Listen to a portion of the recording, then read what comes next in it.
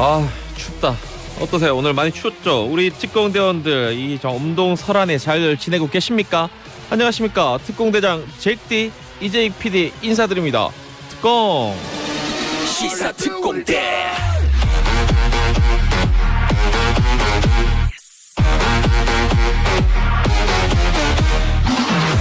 네, 정말 갑자기 확 추워졌습니다. 그렇죠? 지금 보니까 여기 제가 있는 이 목동 근처는 영하 6도를 가리키고 있습니다. 그리고 내일 모레 아마도 한 목요일까지도 계속 이 정도 혹은 조금 더 추워질 수도 있다고 하니까 다들 뭐 감기 걸리지 않도록 조심하셔야 될 것 같습니다.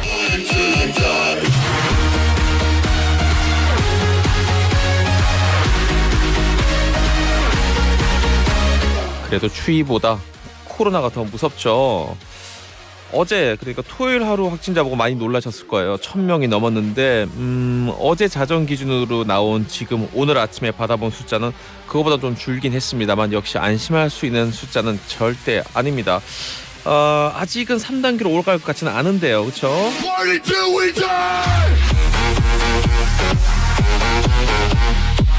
그래요. 이 뭐 경제 활동에 미치는 영향이 실로 막중하기 때문에 정부에서 3단계로 쉽게 올릴 수는 없다라고 일단 말하고 있는데 우리 특공대원들의 생각은 어떻습니까? 좀 더 지켜보자 아니면 선제적으로 단계를 올려야 한다 궁금합니다. 샵 1035 샵 1035 50원 100원입니다. 자, 우리 겨울 노래 하나 들을까요? 모두 함께 동심으로 돌아가는 그런 느낌을 오늘 아침에 가져보면 어떨까 싶은데 크리스마스 얼마 안 남았어요.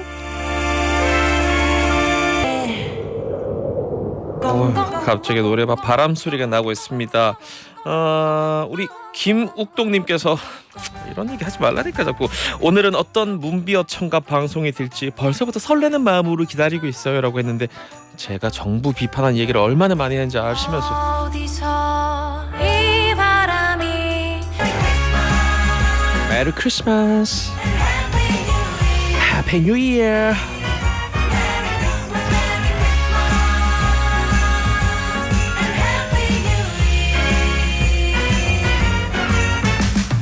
크리스마스에는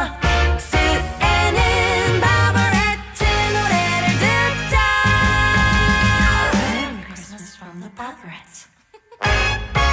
메리 크리스마스 from Jack D. 바버레츠라고 중간중간에 많이 나오죠. 노래 가사에 바버레츠의 노래였습니다. 겨울바람. 저 이 노래 제목이 손이 꽁꽁꽁인 줄 알았더니 가사만 손이 꽁꽁꽁이고 제목은 겨울바람이더라고요. 서정아 대원 사무실에서 일하고 있는데도 발끝이 진짜 너무 시려워요 라고 했고 우리 청년 농부죠. 백종수 님도 하우스 아침 온도 영하 4도 찍었습니다. 하우스인데 일을 한 건지 떨다가 들어온 건지 모르겠어요 라고 해주셨습니다. 청년농부 이 백종수님도 있지만 김종수님이었나 성함 맞나요? 다른 또 농부분인 우리 특공대원이 문자도 하나 보냈더라고요. 두 분이서 또 서로 같은 이름도 종수인데 우리 가서 농부끼리 잘해봅시다 뭐 이렇게 연락을 주고 받는 것 같은데 보는 특공대장 입장에서는 아주 흐뭇합니다.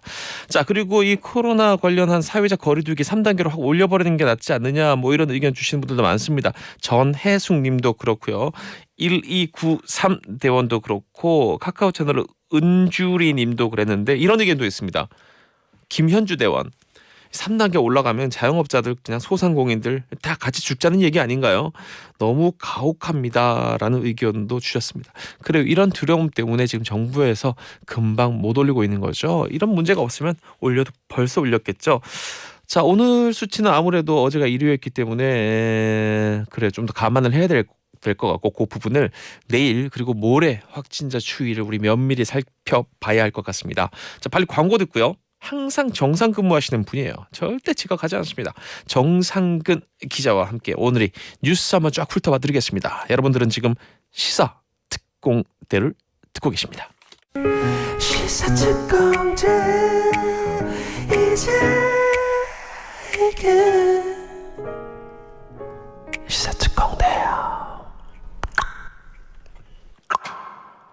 이제 기사 특공대 정상근 기자 나와 있습니다. 안녕하십니까? 네, 안녕하십니까? 많이 춥죠? 네, 쌀쌀해졌네요. 보통 아침에는 몇 시쯤 활동을 시작해서 몇 시쯤 나오세요?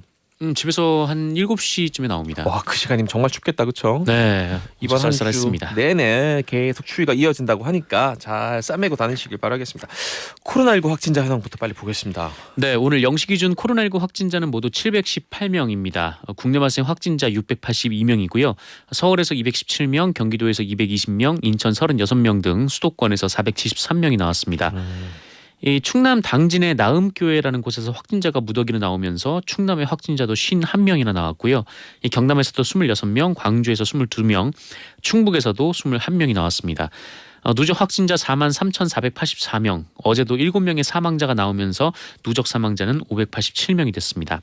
그러니까 오늘은 700명대이긴 한데 지난 주말에 확진자가 많았습니다. 네. 토요일 0시 기준 확진자가 950명, 일요일 확진자는 무려 1,030명이나 나왔습니다. 이틀간 1,980명의 확진자가 나왔고 그 이틀 사이에 서울에서만 755명, 경기도에서만 596명이 나왔습니다. 결국 3단계 얘기가 나오기 시작했는데요. 그동안 정세균 총리가 열어왔던 범정부 차원의 코로나19 대책회의를 어제는 문재인 대통령이 직접 주재를 했습니다. 네. 문재인 대통령은 이 자리에서 지금 확산세를 꺾지 못하면 사회적 거리두기 3단계 격상도 검토해야 하는 중대한 국면이다라면서 이를 위한 사전 준비와 함께 불가피할 경우 과감한 결단을 해달라라고 당국에 주문했습니다. 다만 이 3단계 격상은 그야말로 마지막 수단인 만큼 총력을 다해 막아야 한다라는 입장인데요. 이 정세균 국무총리도 오늘 회의에서 이 3단계는 최후의 보루라면서 우선은 지금 시행하는 강화된 방역 수칙을 온 국민이 제대로 실천하는 게 중요하다라고 말했습니다. 실제로 2.5단계 시행 이후에도 이 사람들의 이동량이 크게 변하지 않은 것으로 알려졌는데 그게 문제예요. 네, 그 일상 속에서 좀 만남을 줄여가는 것이 가장 중요하다라는 것이 방역 당국의 입장입니다. 알겠습니다. 정부 입장에서는 이 경제 활동 때문에 단계를 이렇게 휙휙 못 올린다는 부분 충분히 감안하고 우리 시민들이 한 네네. 사람 한 사람이 난 3단계야 이미 이렇게 마인드를 갖고 있는 게 좋을 것 같습니다. 네, 그렇습니다. 자, 이 지금 코로나19 확진자가 그나마 잘 막아오다가 이렇게 확 갑자기 폭증을 하면서 이 정치권에서도 목소리가 좀 엇갈립니다. 네, 이 코로나19 급증을 놓고 정치권에서도 이런저런 얘기들이 나오고 있습니다. 일단 이 더불어민주당 이낙연 대표가 오늘 최고위원회에서 국민 누구나 손쉽게 이 신속 진단 키트로 1차 자가 검사를 하고 그 결과에 따라서 이 추가로 정밀 검사를 받도록 하면 어떨지 이 논의할 시기가 됐다라는 입장을 네. 밝혔습니다. 이 자가 진단이 현재 의료법상 불가능한 상황이라고 하는데 이낙연 대표는 위기에는 기존 체계를 뛰어넘는 비상한 접근이 필요하다라면서 이 자가 진단을 통해서 기존 방역 체계를 보완하는 방안을 당 정책위원회가 정부 그리고 전문가와 협의해 주길 바란다라면서 이 광범위하게 자가 진단 검사가 이뤄지면 확진자 수도 증가할 것이기 때문에 그에 대비해서 생활치료센터 및 병상을 미리 충분히 확보하도록 각계각층의 협력을 부탁드린다라고 요청을 했습니다. 네. 또한 정치권이 할 수 있는 모든 일을 찾아서 해야 한다라면서 지난 8월 여야가 합의한 이 코로나19 극복 특별위원회 등 이 5개의 특위를 조속히 설치하자라고 국민의힘에 요구했습니다. 한편 국민의힘 김종인 비상대책위원장은 정부의 방역 실패를 비판을 했는데요. 네. 이 문재인 대통령과 정부는 국민의 방역 실패를 사죄하고 지금이라도 백신 확보를 위한 국력을 집중할 것을 주문한다라고 밝혔습니다. 그러면서 이 미국, 영국 등은 이미 백신 접종이 시작된 반면 우리는 개발도 구매도 제대로 왜 안 되는지 이 국민적 궁금증에 대한 답변을 요구한다라고 주장했습니다. 알겠습니다. 자, 국회로 가보겠습니다. 다들 주말에 많이 봤던 이 풍경이 이 필리버스터, 네. 그러니까 이 합법적인 무제한 토론 이런 정도 되겠는데 국정원법 통과를 저지하려고 했던 거잖아요. 네네. 국정원법은 통과됐습니다. 통과됐습니다. 주말 사이에 이 국가정보원법 개정안을 반대하는 국민의힘과 찬성하는 더불어민주당 측의 필리버스터가 이어졌는데 해당 법안은 국정원의 이 대공수사권을 경찰에 이관하고 또 국내 정보 수집 행위를 국정원 직무에서 삭제하는 것이 핵심입니다. 이 더불어민주당은 국가정보원의 국내 정치 개입 사찰 등을 근원적으로 제거할 수 있고 또 대공수사권 이관으로 인권 침해를 차단할 수 있다라는 입장인 반면에 이 국민의힘은 대공수사권을 경찰에 주면 경찰 권력이 비대해지고 또 안보 역량도 약화된다. 그리고 이 경제질서 교란 행위를 국정원 수집 정보에 포함시킨 것이 있는데 이것은 오히려 민간인 사찰에 악용될 수 있다라는 이유로 반대를 했습니다. 하지만 이 해당 법안에 대한 무제한 토론이 쭉 이어지면서 그런데 이 필리버스터에 나섰던 한 의원이 확진자와 접촉한 것으로 알려지면서 이 필리버스터가 중단이 됐습니다. 네. 윤희숙 국민의힘 의원이 12시간 48분간 필리버스터를 하고 있었는데 정회가 됐고요. 이 정회 이후에 필리버스터가 재개됐지만 민주당은 투표를 통해서 토론을 종결했습니다. 그리고 직후에 국정원법 개정안에 대한 표결이 이루어져서 해당 법안은 국회 본회의를 통과했습니다. 현재 국민의힘은 대북전단 살포를 금지하는 이 남북관계발전법 개정안에 반대를 하면서 또다시 필리버스터로 시작을 했는데 네. 이 더불어민주당은 코로나19 확산이 심각하니까 이 무제한 토론을 중단하자라고 했고 아마 오늘 밤이나 이제 내일쯤 중단을 시킬 것으로 예상이 되고 있습니다. 반면 국민의힘은 그렇다면 법안 처리를 미루라 이렇게 주장을 하고 있습니다. 그래 그냥 훅 지나가는 말만 들으면 이거 헷갈릴 수 있습니다. 대북 전단 살포를 금지하는 법을 하지 말자라고 필리버스터하고 있는 거죠. 네네, 그렇죠. 야당 네. 쪽에서. 자, 그다음 뉴스 많은 분들이 보고 분노하시는 분들도 있을 거고 네. 의아한 분들도 있을 거고 이 정말 이거 뭐야 이 얘기는 하는 분들이 있을 것 같은데 윤미향 의원 관련된 얘기입니다. 네, 이 더불어민주당 윤미향 의원이 자신의 소셜 미디어에 6명이 마주 앉아 있는 술자리 사진을 올렸습니다. 이 사진상에는 아무도 마스크를 쓰고 있지 않았는데요. 네. 윤미향 의원은 SNS에 그 위안부 피해자 기론옥 할머니의 빈자리를 가슴에 새기며 생신을 축하하는 자리다라고 소개를 했습니다. 그런데 정작 기론옥 할머님은 자리에 없었고 또 코로나19가 나날이 심각해지는 상황에서 국회의원이 마스크를 벗고 술자리에 참석을 한 것이 또 그것을 SNS에 올린 것이 적절한지 논란이 커졌습니다. 또 윤미향 의원 본인이 이 자신의 SNS에 이 수도권 확진자 급증 관련 글을 쓰면서 이 다 함께 모여서 한 해를 마무리하는 기쁨을 나눠야 할 때지만 무엇보다 건강을 위해서 우리 가족의 건강을 위해서 잠시 모임을 멈춰달라 뭐 이런 글을 썼었거든요. 그러게요. 네, 이 부분도 좀 지적이 되고 있습니다. 논란이 되자 윤미향 의원은 사진을 삭제하고 대신 사과의 글을 올렸습니다. 이 기론옥 할머니의 94번째 생일이었는데 연락이 닿지 않아서 축하 인사도 전하지 못했다라면서 지인들과의 식사 자리에서 그리움을 나눈다는 것이 사려 깊지 못한 행동이 됐다라고 사과했습니다. 그리고 방역 지침을 잘 지켰고 식사도 밤 9시 전에 마무리했다라고 해명을 했습니다. 뭐 보는 분들마다 시각의 차이가 있겠습니다만 저는 사인이 아니라 네. 국회의원이기 때문에 매우 잘못했다는 생각을 하고 있습니다.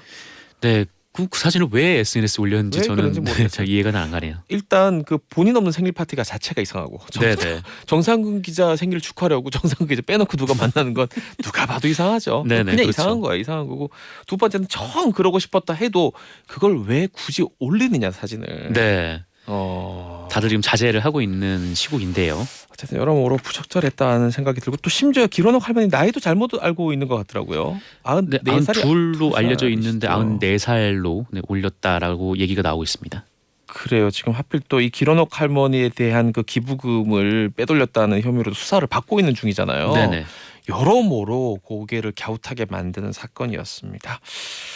다음 뉴스 들어보겠습니다. 네, 이 청와대 국민청원에 올라간 글 하나가 지금 많은 사람들의 마음을 찡하게 울리고 있는데 해당 청원이 20만 명을 넘었습니다. 그리고 또 아이가 있는 부모들 입장에서는 공감될 내용이라 지금 화제가 되고 있는데 이 청원인은 이 사고로 아들을 잃은 어머니입니다.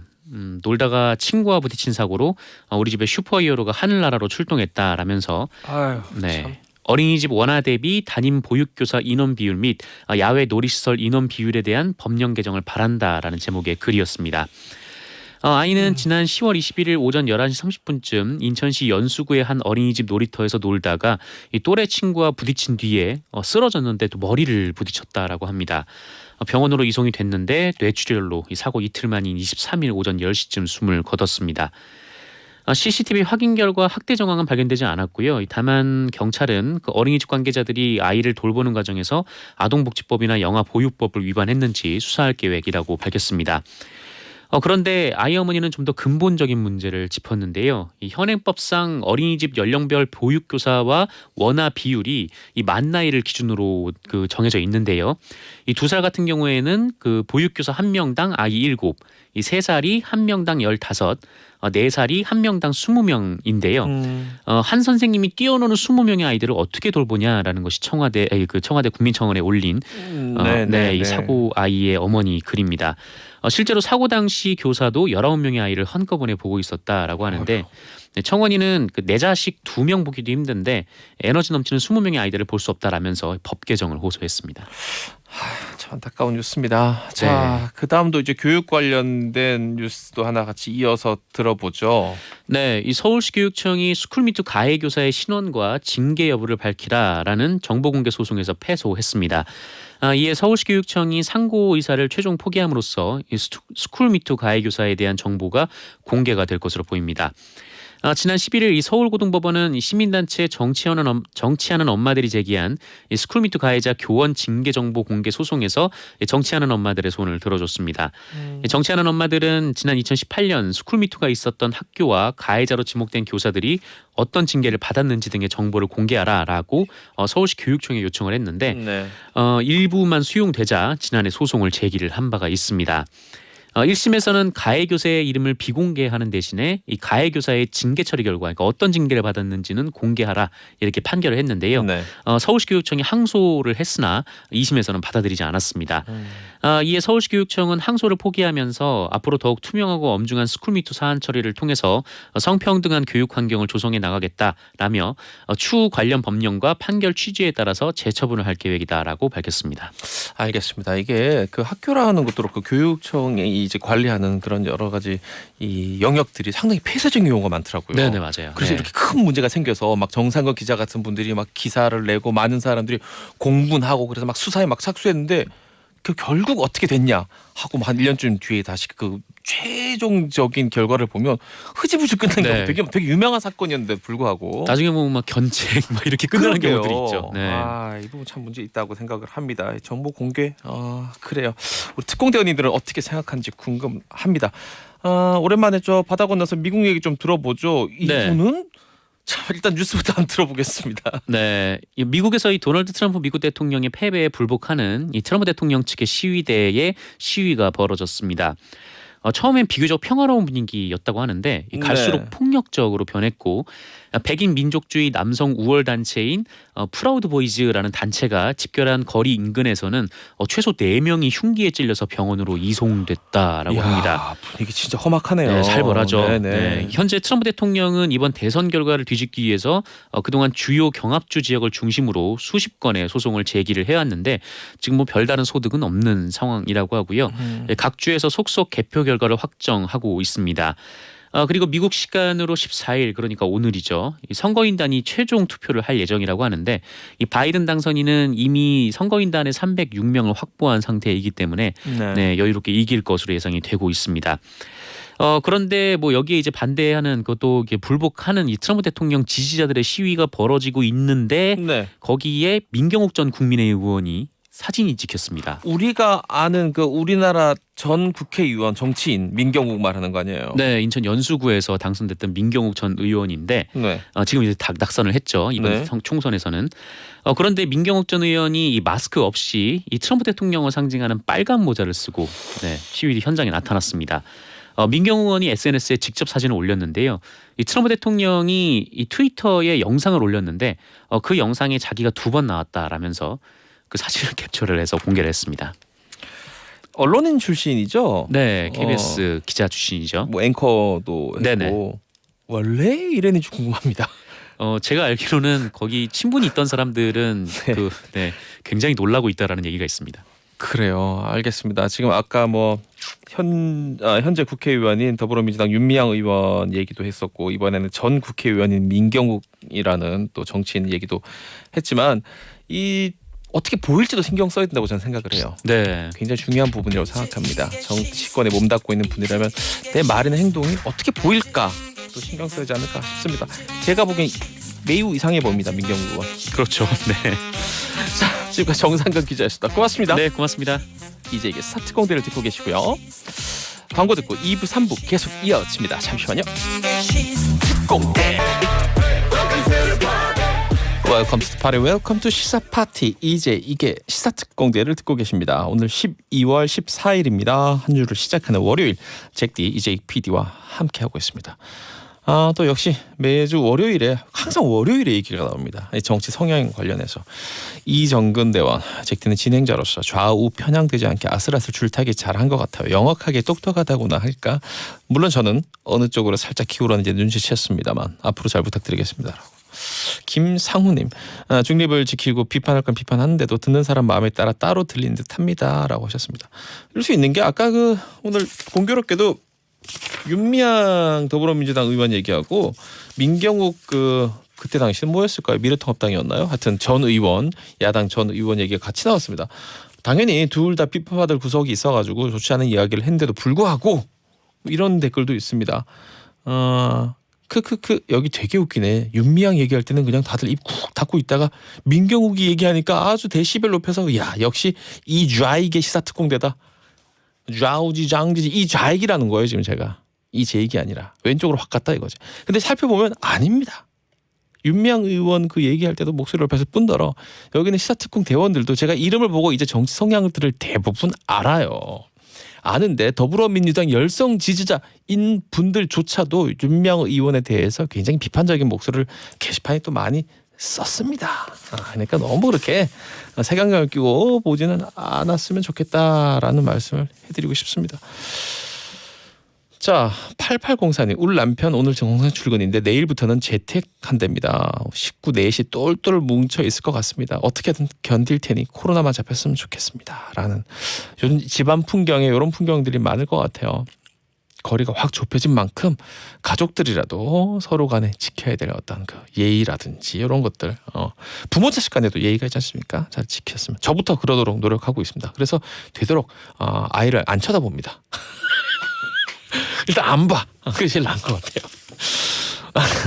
인수진 대원 잭디 취업했다고 메시지 남겼었는데 잭디가 응원해준 덕분에 잘 적응하고 있습니다. 하지만 출근 2주 만에 코로나 확진자가 이렇게 많아져서 오늘부터 재택근무예요.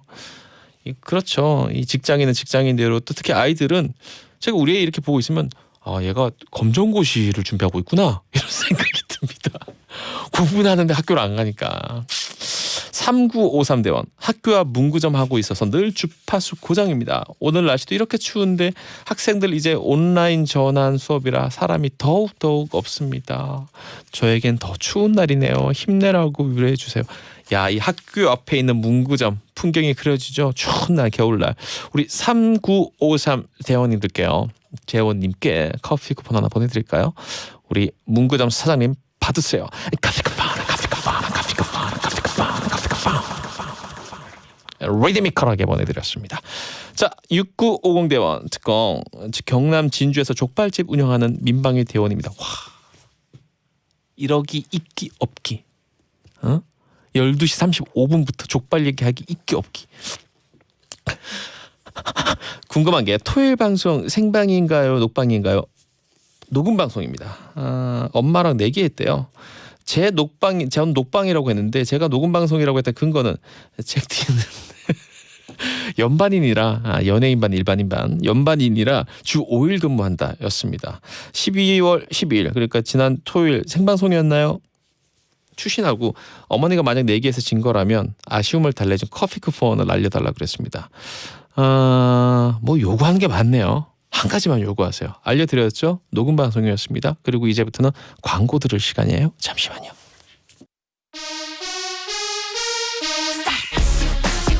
내가 바라는 것까지 baby 머리부터 발끝까지 hot issue 내 모든 것 하나하나 10월 14일 월요일입니다. 주말 사이의 이슈 그리고 이번 한 주를 뜨겁게 달굴 이번 주의 이슈에 대해서 이야기 나눠보는 시간입니다. 이슈 파이팅. 자, 월요일에 특공대원들 소개합니다. 주간경향의 반기웅 기자 나와 있습니다. 안녕하세요. 네, 안녕하세요. 아무래도 오늘 우리 넷이나 이 좁은 스튜디오 있다 보니까 요 코너 하는 동안에는 마스크를 좀 함께 쓰고 하자라고 또 뜻을 모았습니다. 권영인 기자님 나오셨어요. SBS 기자입니다. 반갑습니다. 네. 잘 들리시나 모르겠다. 반갑습니다. 잘 안 들려요. 마이크 아니, 좀. 예. 오늘 오랜만에 80을 쓰고 왔더니 보통 때는 덴탈 쓰십니까? 비말 쓰죠. 비말 그 뭐죠? 그 식약청 인증받은 비말 마스크. 네, 알겠습니다. 아니 죄송한데요. 아니. 말씀하시기 좋습니다. 아니요. 궁금합니다. 그러니까 굉장히 그 어떤 대중적이에요. 그러니까 전문적인 얘기를 해도 전문적으로 들리지가 않는 장점이 아주 크거든요. 그리고 비말 마스크가 아니라 비말 차단용 마스크. 그렇죠. 비말 차단용 마스크입니다. 네, 네. 네, 알겠습니다. 하하. 자, 한결의 이지혜 기자 나와 있습니다. 안녕하세요. 안녕하세요. 이재 기자님, 이분이 굉장히 곤충 쪽에서는 해박하세요. 네, 알고 있습니다. 네. 오해하실 것 같아요. 혹시 존경합니다, 선배. 혹시 오해할 것 같아요. 곤충 박사예요, 완전히. 자, 우리 곤충 박사님, 권정인 기자님, 코로나19 바이러스 지금 제일 문제가 되는 건 왜 안 올리냐 3단계로라는 부분이에요. 그렇죠. 이 조건이 있죠. 네, 3단계는 뭐 그 표현을 하면 전국적 대유행 상태를 말하는 겁니다. 거리두기의 최종 단계인데 쉽게 말하면 셧다운 내는 거예요. 셧다운. 봉쇄 폐쇄 셧다운을 말하는 건데 네. 이게 3단계로 가려면 한 주일 하루 평균 확진자가 800에서 1000명 사이이거나 또는 확진자가 바로 직전 날보다 2배 이상 늘어나는 더블링이 발생할 때입니다. 그러니까 어제까지 기준으로 봤을 때는 아시겠지만 1000명도 나오고 900명도 나오고 했기 때문에 네. 내일까지 그 상태가 유지가 됐으면 3단계를 발령해도 아무 문제가 없는 상태가 되는 겁니다. 그런데 오늘 확진자 숫자가 718명입니다. 그러니까 이렇게 되면 이제 3단계를 발령할 하루 평균 800명 이상의 네. 조건 충족하지 않기 때문에 당장 3단계를 갈 것이 않아도 되는 그런 상태인 거죠. 숫자로만 봤을 때. 근데 뭐 718명이 이렇게 반갑지만은 않은 건 요즘에 저 코로나 실시간 그 라이브 환자 숫자 업데이트하는 사이트가 있는데 뭐 좀 달라지긴 합니다. 이건 최종 숫자랑 달라지긴 하는데 어제하고 비교했을 때 오늘 숫자가 지금 벌써 한 퍼센트로 치면 한 40% 높습니다. 어이구야. 이건 뭐 오늘 날이 많이 남았기 때문에 또 얼마든지 변할 수 있습니다. 근데 718명이 감소세는 절대로 아니다. 네, 주말이었기 때문에 검사 숫자도 줄었고 또 오늘 확진자가 늘어나는 숫자를 봤을 때는 어제보다는 더 많을 것 같다라는 좀 조심스럽게 예측을 해봅니다. 사실 그러니까 어제 거, 그러니까 오늘 네. 아침에 우리가 받아본 숫자 자체도 그 네. 전날에 1000명 넘었을 때보다 줄어들었지. 이게 절대 작은 숫자가 아닌데 맞습니다. 여기보다 많으면 맞습니다. 금방 1000명 넘을 수 있다는 맞습니다.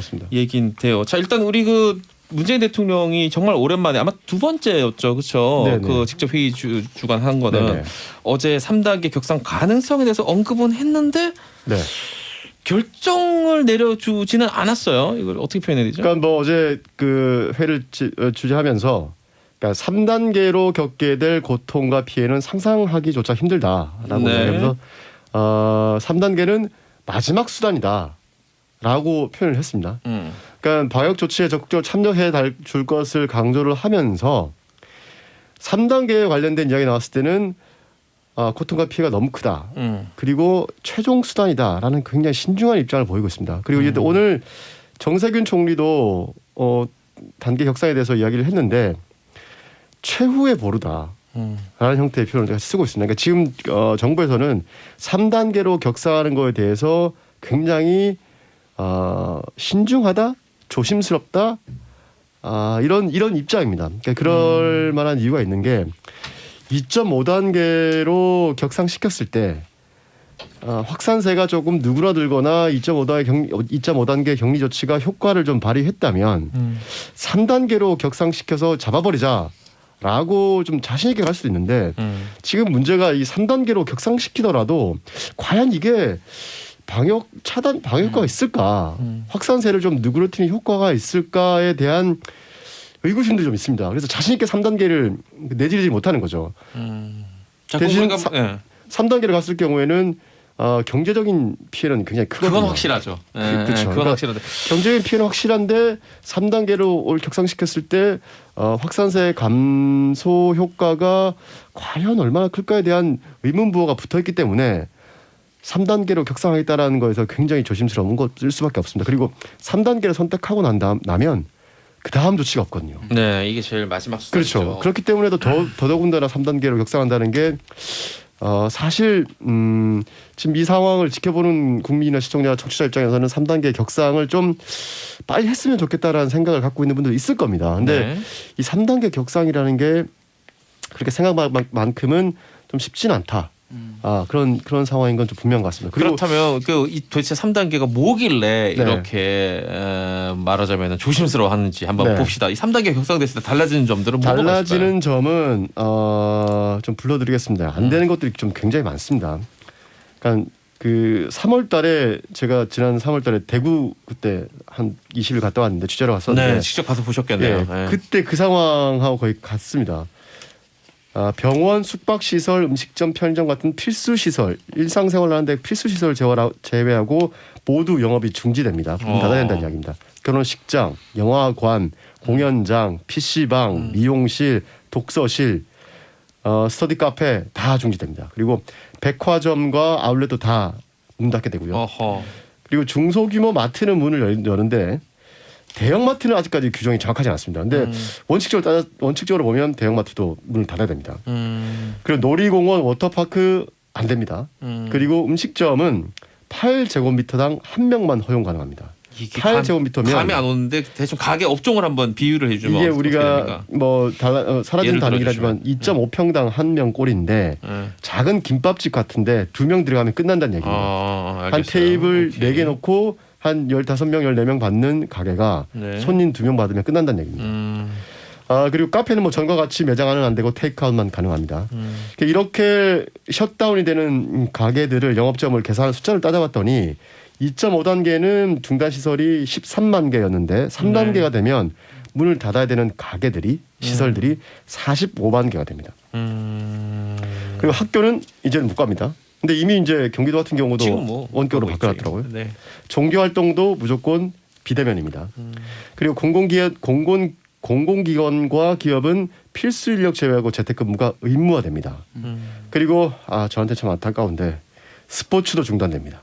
왜 안타깝습니까? 스포츠 좀 좋아하잖아요. 아 그래요? 네. 어허. 요즘같이 또 겨울엔 또 스포츠를 집에서 보는 게 또 재밌지 않습니까? 알겠습니다. 어쨌든 그럼 이 스포츠 자체도 무관중이 아니라 아예 못하는 아예 거예요? 못합니다. 이제 경기가 경기가 중단됩니다. 리그가 지금 대구 농구 리그가 중단되는 겁니다. 그다음에 국공립 시설은 실내외 구분 없이 모두 중단이 되고요. 그리고 이게 한때 좀 논란이 됐었는데 목욕탕은 왜 이게 위험한데 문을 여느냐라는 논란이 좀 있었습니다. 근데 네. 목욕탕은 저소득층 같은 경우에 개인 위생을 위해서 목욕탕에 가야만 씻을 수 있는 분들이 있기 때문에 네네네. 그런 영업을 부분이 허용을 있겠네요. 했었거든요. 네. 근데 3단계가 되면 찜질방과 사우나는 금지됩니다. 다만 같은 이유로 목욕탕은 제한적으로 운영을 할 수 있게 됩니다. 그럼 진짜 말하자면 도시 자체가 그냥 이 봉쇄는 꼭 생존에 필요한 것 빼고 다 문을 닫아버리는 맞습니다. 상황이네요. 네. 알겠습니다. 그러니까 두 분 생각부터 먼저 한번 여쭤볼게요. 우리 이재 기자님 어떻게 보세요 지금 상황을? 일단 3단계로 가야 한다는 전문가들 의견이 계속 나오고 있어서 사실 네. 저는 이게 좀 어떤 상황인지를 파악할 만한 전문 지식이 없지만 네네. 전문가들의 의견에는 좀 귀를 기울일 필요가 있을 것 같아요. 그리고 2.5단계로 상향을 하면서도 사실 주변에 보면 다들 사람들 많이 돌아다니고 네. 뭐 윤미향 의원도 사실 그런 네네. 술자리에 뭐 사진도 올리고 각자 그렇게 지금 살고 있었거든요. 그래서 조금 더 긴장을 제대로 좀 잴 수 있는 3단계 꼭 이 거리두기 조처뿐만 아니고 전반적인 사회적 분위기를 좀 바꿀 수 있는 방안이 필요하다는 생각이 들어요. 자, 반기훈 기자님 의견도 궁금합니다. 거리두기도 중요하죠. 근데 우리가 이제까지 이제 거리두기의 한계라든지 효과가 어느 정도까지 있는지는 이제까지 벌써 1년 동안 봤지 않습니까? 네. 3단계 올리고 하는 부분들은 뭐 고민을 해봐야 되겠지만 저는 이제 거리두기 부분보다도 사실 우리가 이제 백신에 대한 얘기 있잖아요. 네. 그 부분을 조금 더 정부에서 친절할 필요가 있다. 좀 이렇게 생각이 돼요. 이제 백신 관련해서 정부의 입장이 가장 최신의 이 발언을 보면 민주당 이제 이낙연 대표 입을 통해서 나온 발언인데 늦어도 뭐 내년 3월 이전에는 맞을 수 있도록 노력을 하겠다거든요. 이게 상당히 항상 이제 백신 관련돼서 정부의 입장이 늘 두루뭉술합니다. 그러니까 백신이 우리가 어쨌든 간에 도입이 지체됐다는 사실 그거는 이제 부인할 수가 없는 상황인데 네. 그렇다면 다른 나라에서 이제 맞기 시작하고 있고 접종자들이 계속해서 나오고 있고 데이터도 쌓이고 있는데 우리는 왜 못 맞는가? 이 부분에 대한 것들도 충분한 해명이나 설명이 필요하고요. 만약에 도입이 된다면 어느 회사에 어떤 제품을 언제 될 것인지 조금 더 구체적으로 얘기를 해줘야 돼요. 그래야지 지금 사실은 백신만 바라보고 계신 분들 많거든요. 네, 그러니까 네. 거리두기로는 이게 안 된다는 걸 다들 알고 있지 않습니까? 네, 그렇죠. 시간 문제인 거죠, 사실은. 그렇죠. 네, 그러면 백신이 언제쯤 들어온지를 알아야지 자영업자 분들도 거기에 대해서 희망을 품고 또 거기에 대해서 계획을 세운단 말입니다. 근데 그 부분이 항상 좀 비어 있어요. 컨텐츠나 이제 구체적으로 그 계획이나 이런 것들이 세밀하게 안 나오고 그래서 이런 부분 조금 더 현재 상황을 좀 더 솔직하게 얘기를 해줬으면 그런 바람도 있습니다. 지금 영국은 이미 맞았고요. 그렇죠. 시작됐고 미국도 그 최종적으로 지금 승인 마지막 단계까지 다 나서 지금 막 배송 중이고 지금 배송 중입니다. 맞았나 네, 네. 지금쯤 모르겠네요. 네, 어쨌든 맞아요. 시작이 막 이제 네, 이제 됐습니다. 막 시작할 겁니다. 그런 거 있죠. 그러니까 안전하지 못해서 안전성 검증을 더 해야 된다라는 게 처음 정부의 입장이었는데 네. 지금은 또 갑자기 최대한 빨리 도입해서 접종할 수 있도록 하겠다고 하잖아요. 그럼 그 사이에 어떤 간극을 메워줄 수 있는 그런 해명을 충분히 해줘야 되는데 그게 없어서 좀 아쉽습니다. 알겠습니다. 네, 오늘 이 아쉬워요. 아이템 갖고 오신 우리 네. 영인 기자님, 권영인 기자님 네. 의견 어떤지 여쭤봐도 됩니까?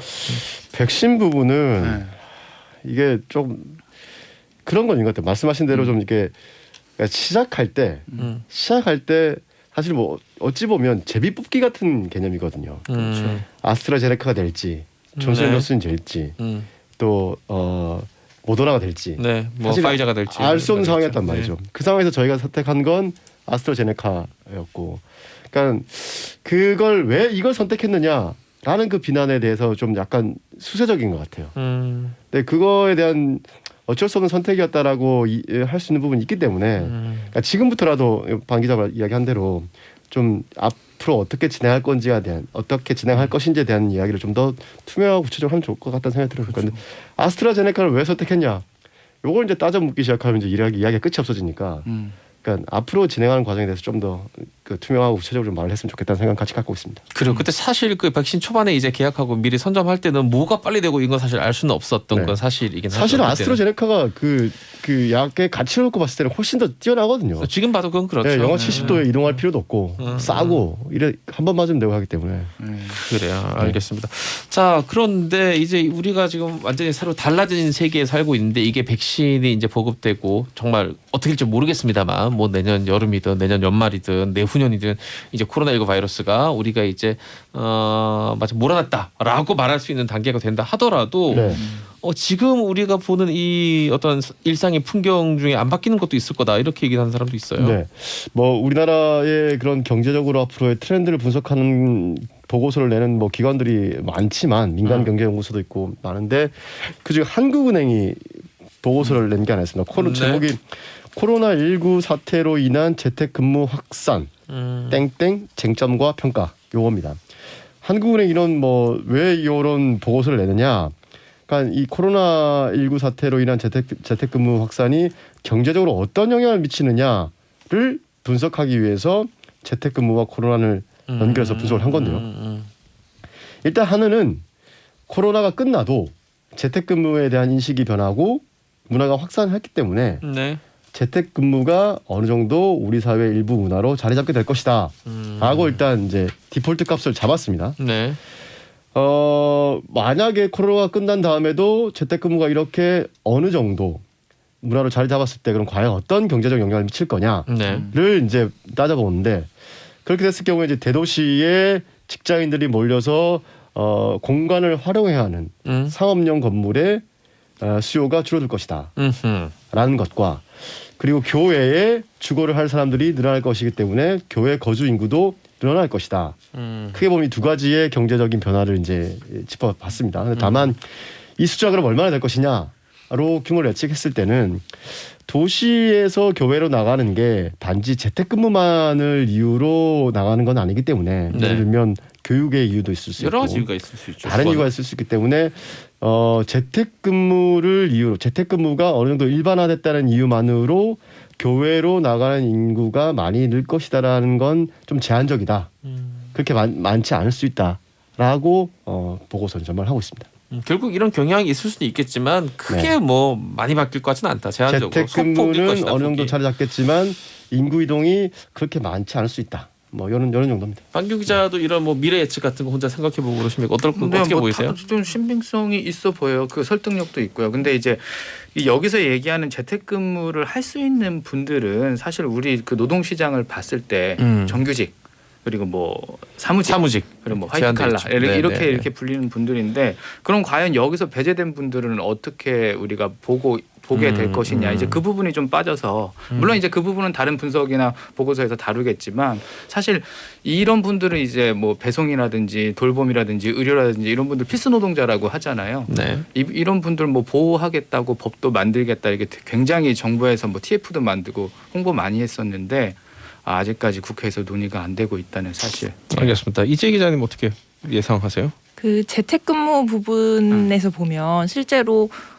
일부 노동자들은 재택이 가능한 것 같고 기업들이 이번에 해보니 네, 재택이 네. 되더라. 그래도 우리 회사 돌아가더라. 이런 판단이 들면 뭐 서울 시내 임대료도 이렇게 높아지는 상황에 확실히 재택근무를 늘려갈 수 있을 거라고 생각을 해요. 이거 꼭 노동자의 수요가 아니고 기업 측에서 그냥 재택근무를 시행을 하는 거죠. 근데 그럴 경우에는 노동시간 측정이 사실 지금과 같은 형태로는 어려울 거니까. 아하.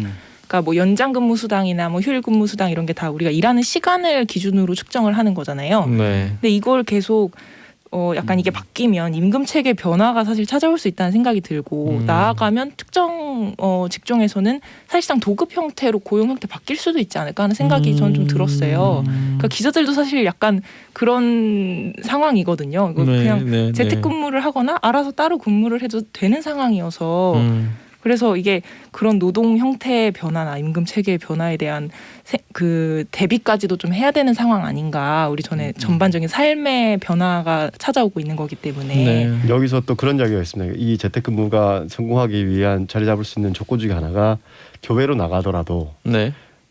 사무 공간과 주거 공간이 분리가 되어야 된다. 그러니까 이런 집의 이 말은 형태가. 우리가 살고 있는 현재 지금 우리 거주하고 있는 공간에 대한 변화도 이 재택근무발 변화로 이어질 수 있다.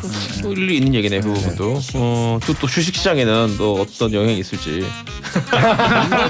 농담. 다음 시간에 제가 한번 짚어드리겠습니다. 세 분 모두 감사한 게 아니라 더 계속해야 됩니다. 3부로 이어갈 거예요. 이제 시사특공대를 듣고 계세요. 이제 이게 시사특공대 이제 이게 시사특공대 4022번 402 대원 문자로 시사특공대 3부 시작해봅니다. 저 역시 코로나 바이러스 때문에 무급휴직 4개월 가까이 하다가 붕어빵 기계를 대여해서 생활비를 조금이나마 메우고 있습니다. 그럼에도 불구하고 이렇게 온 국민이 힘들고 자영업자들 숨통을 조일 바에는 개인적으로는 그냥 빨리 강제적이라도 3단계를 해야 한다고 생각합니다. 그래야 좀 잦아들고 하루빨리 먹고 살 수 있을 것 같습니다. 라고 보니까 무급휴직이라고 생각해보니까 직장인이신데 몇 달 동안 이제 회사를 못 다니시고 무급휴직을 하다 보니까 생계가 곤란해지니까 붕어빵을 파시려고 거리에 나가신 분 같습니다. 우리 4022님. 야 오늘 추우시겠다. 4022님께도 커피 쿠폰 하나 드리겠습니다. 감독님 준비됐습니까? 자 4022님께 커피 쿠폰. 맛있게 드세요. 유튜브로 조엘 제인님, 참 보석 같은 제인인가요? 진짜 3단계 너무 쉽게 말하는데 경제적 타격뿐만이 아니라 심리적 안정성까지 무너질 수 있다고 생각합니다. 긴장과 패닉은 다른 거야라고요. 라고 말씀해 주셨고 5854님도 자발적인 3단계 행동은 어떨까요?라는 의견 좋습니다. 문제는 이런 분들은 또 열심히 잘하는데 안 그런 분들도 상당히 많습니다. 지금 뭐 여전히 스키장이나 교회나 백화점 이런 데 보면 많습니다. 사람들. 자 앞서 재택 얘기를 했더니 이런 분들도 있네요. 이분도 직장인 같은데 차도녀님. 저는 재택이든 출근이든 별 의미가 없습니다. 재택하고 있어도 국장님이 하도 저를 불러대가지고 그냥 차라리 나가서 일하는 게 편하다. 왜 그렇게 대면 보고를 고집하시는지. 이게 또 참 역차별처럼 재택을 해도 어떻게 보면 위험을 무릅쓰고 계속 사무실에 나와야 되는 이런 문제는 앞으로 계속 문제가 될 것 같아요. 그렇죠? 정리를 좀 해야 되지 않을까 싶습니다. 자, 정말로 정리가 필요한 곳이 있습니다. 조두순이 살고 있는 그 동네는 정말 정리가 좀 필요해 보이더라고요. 자, 지난 주말 토요일에 조두순 12년 형기 마치고 출소했습니다. 현장에 난리도 아닌 것 같은데 일단 어떤 상황인지 한번 방기훈 기자로부터 들어보겠습니다. 네, 사실 뭐 예견된 난리 법석이었죠. 조두순 출소를 앞두고 이미 이제 일부 유튜버들이 직접 응징을 하겠다고 예고 영상을 올리면서 이제 뭐 조회수도 많이 올라가고 이게 한참 이제 화제가 됐었습니다. 그 온라인 커뮤니티나 이런 곳에서는 조두순이 새로 이사가는 그 새 집이 어디냐 이거 찾기 운동도 열렸었고요. 뭐 시민 직접 보복하겠다 이렇게 선동하는 게시글들도 엄청나게 많이 올라왔던 상황이었습니다. 실제로 이제 조두순이 출소한 이후에 조두순 자택 주변에 항상 이제 카메라를 켜고 생중계하는 유튜버들이 계속해서 오고 갔어요. 그래서 출소 날부터 지금 현재까지 어제까지가 70건이었는데 현재까지 경찰에 주민 불편 신고 접수된 게 100건입니다. 그도 그럴 것이 이제 유튜버 150명 정도가 계속해서 그 자택 주변을 들었고요. 생중계한 유튜버 인력만 30명. 거기에 이제 취재진까지 얽히면서 이제 서로 방송 경쟁을 하고요. 그러면서 이제 밤새도록 고성 방가가 오갔고 뭐 욕설, 고함 이런 것들이 계속해서 이어졌다고 합니다. 조두순 집을 직접 이제 침입을 하려고 시도했다가 체포되는 경우도 있었고요. 조두순의 자택 주소로 배달 음식을 또 주문을 한 유튜버들도 있어서 아주 난리가 났었다고 합니다. 아예 집 뒤편 건물로 들어가서 조두순 집 자택으로 추정되는 그 호수에 가스밸브를 잠그는 사람도 있었고 아예 가스배관을 타고 벽에 오르다가 적발이 돼서 주거침입 미수 혐의로 그 자리에서 체포된 분들도 있었습니다. 그 조두순의 어떤 호송 차량을 직접 또 파손을 해서 입건이 되기도 했었고요. 유튜버들끼리 또 폭행 사건이 좀 발생을 해서 뭐 이유를 들어봤더니 정말 황당하더라고요. 조두순 집 앞에서 짜장면을 배달을 시켜서 먹방을 했는데 이걸 볼 다른 유튜버가 도대체 왜 여기서 짜장면 먹방을 하느냐 하고 폭행을 해서 체포가 되고 이렇게 해서 지금 모두 8명이 경찰에 입건이 된 상황입니다. 이 몰려간 수많은 유튜버들 뭐 생방 그 당시 현장 생방하는 사람만 30명이 넘었다고 하니까 그렇죠. 그 얼마나 많았겠어요. 그 찍어서 또 나중에 올리는 사람, 업로드하는 사람 이런 사람 셀 수 없이 많았겠죠. 이분들이 정말 이 어떤 정의감에서 이러는 건지 아니면 구독자 늘리기 혹은 이제 뭐 아프리카에서는 별풍선이라고 하고 여기서는 슈퍼챗 이런 걸 받으려고 하는지 매우 의심스럽기도 합니다. 어떻게 보세요? 그렇죠. 지금 유튜브에 이제 조두순이라는 이름을 검색을 하면 자택 앞에 특정된 영상만 아마 50개 가까이가 나올 거예요. 그 정도 나오고 생중계 아마 아직도 하고 있는 분이 있을 겁니다. 근데 이제 이분들 문제가 뭐냐면 거기 지나가는 분들 모자이크 없이 다 신분 노출되면서 다 촬영해서 나가고 있고요. 그 집 주변에 그 뭐 상점이라든지 슈퍼라든지 이런 상호 같은 것들 모두가 다 오픈이 돼 있는 상황인데 이분들이 진짜 정의감에 불타서 그 응징을 하고 싶어서 이 집 앞에 몰려가느냐 가는 행태들을 보면 꼭 그런 것 같지가 않습니다. 왜냐하면 조두순 자택으로 추정되는 곳 앞에서 인증샷 놀이를 하는 분들도 있었고요. 그리고 온라인 쇼핑몰을 아예 열어서 거기다가 이제 조두순 굿즈를 파는 사람들도 있었습니다. 말이 안 되죠. 조두순 얼굴을 이제 프린트해서 그걸 후드티를 제작을 해서 정말? 판매를 하는데 뭐 결국은 이제 비판이 하도 쏟아지니까 사과하고 뭐 상품을 내리고 하는 해프닝도 있긴 있었습니다. 그리고 아예 그 지금 생각을 해보면 조두순이라는 사람을 하나의 그 방송 아이템으로 생각을 한 것 같아요. 왜냐하면 결국은 이 관심이라는 것 자체가 유튜브 세계에서는 돈이지 않습니까? 그래서 말 그대로 좋아요 또 이제 구독자 수 늘릴 수 있는 굉장히 핫한 아이템으로 인식을 한 것이고요. 유튜버들끼리 왜 싸움이 벌어졌는가 또 생각을 해보면 그렇죠. 그 조두순이라는 사람은 하나고 이 이벤트는 곧 없어질 거란 말이죠. 이 관심이나 이런 것들. 그것 한참 뜨거울 때 서로 그 관심을 차지하기 위해서 생긴 갈등 뭐 이렇게 봐야 할 것 같습니다.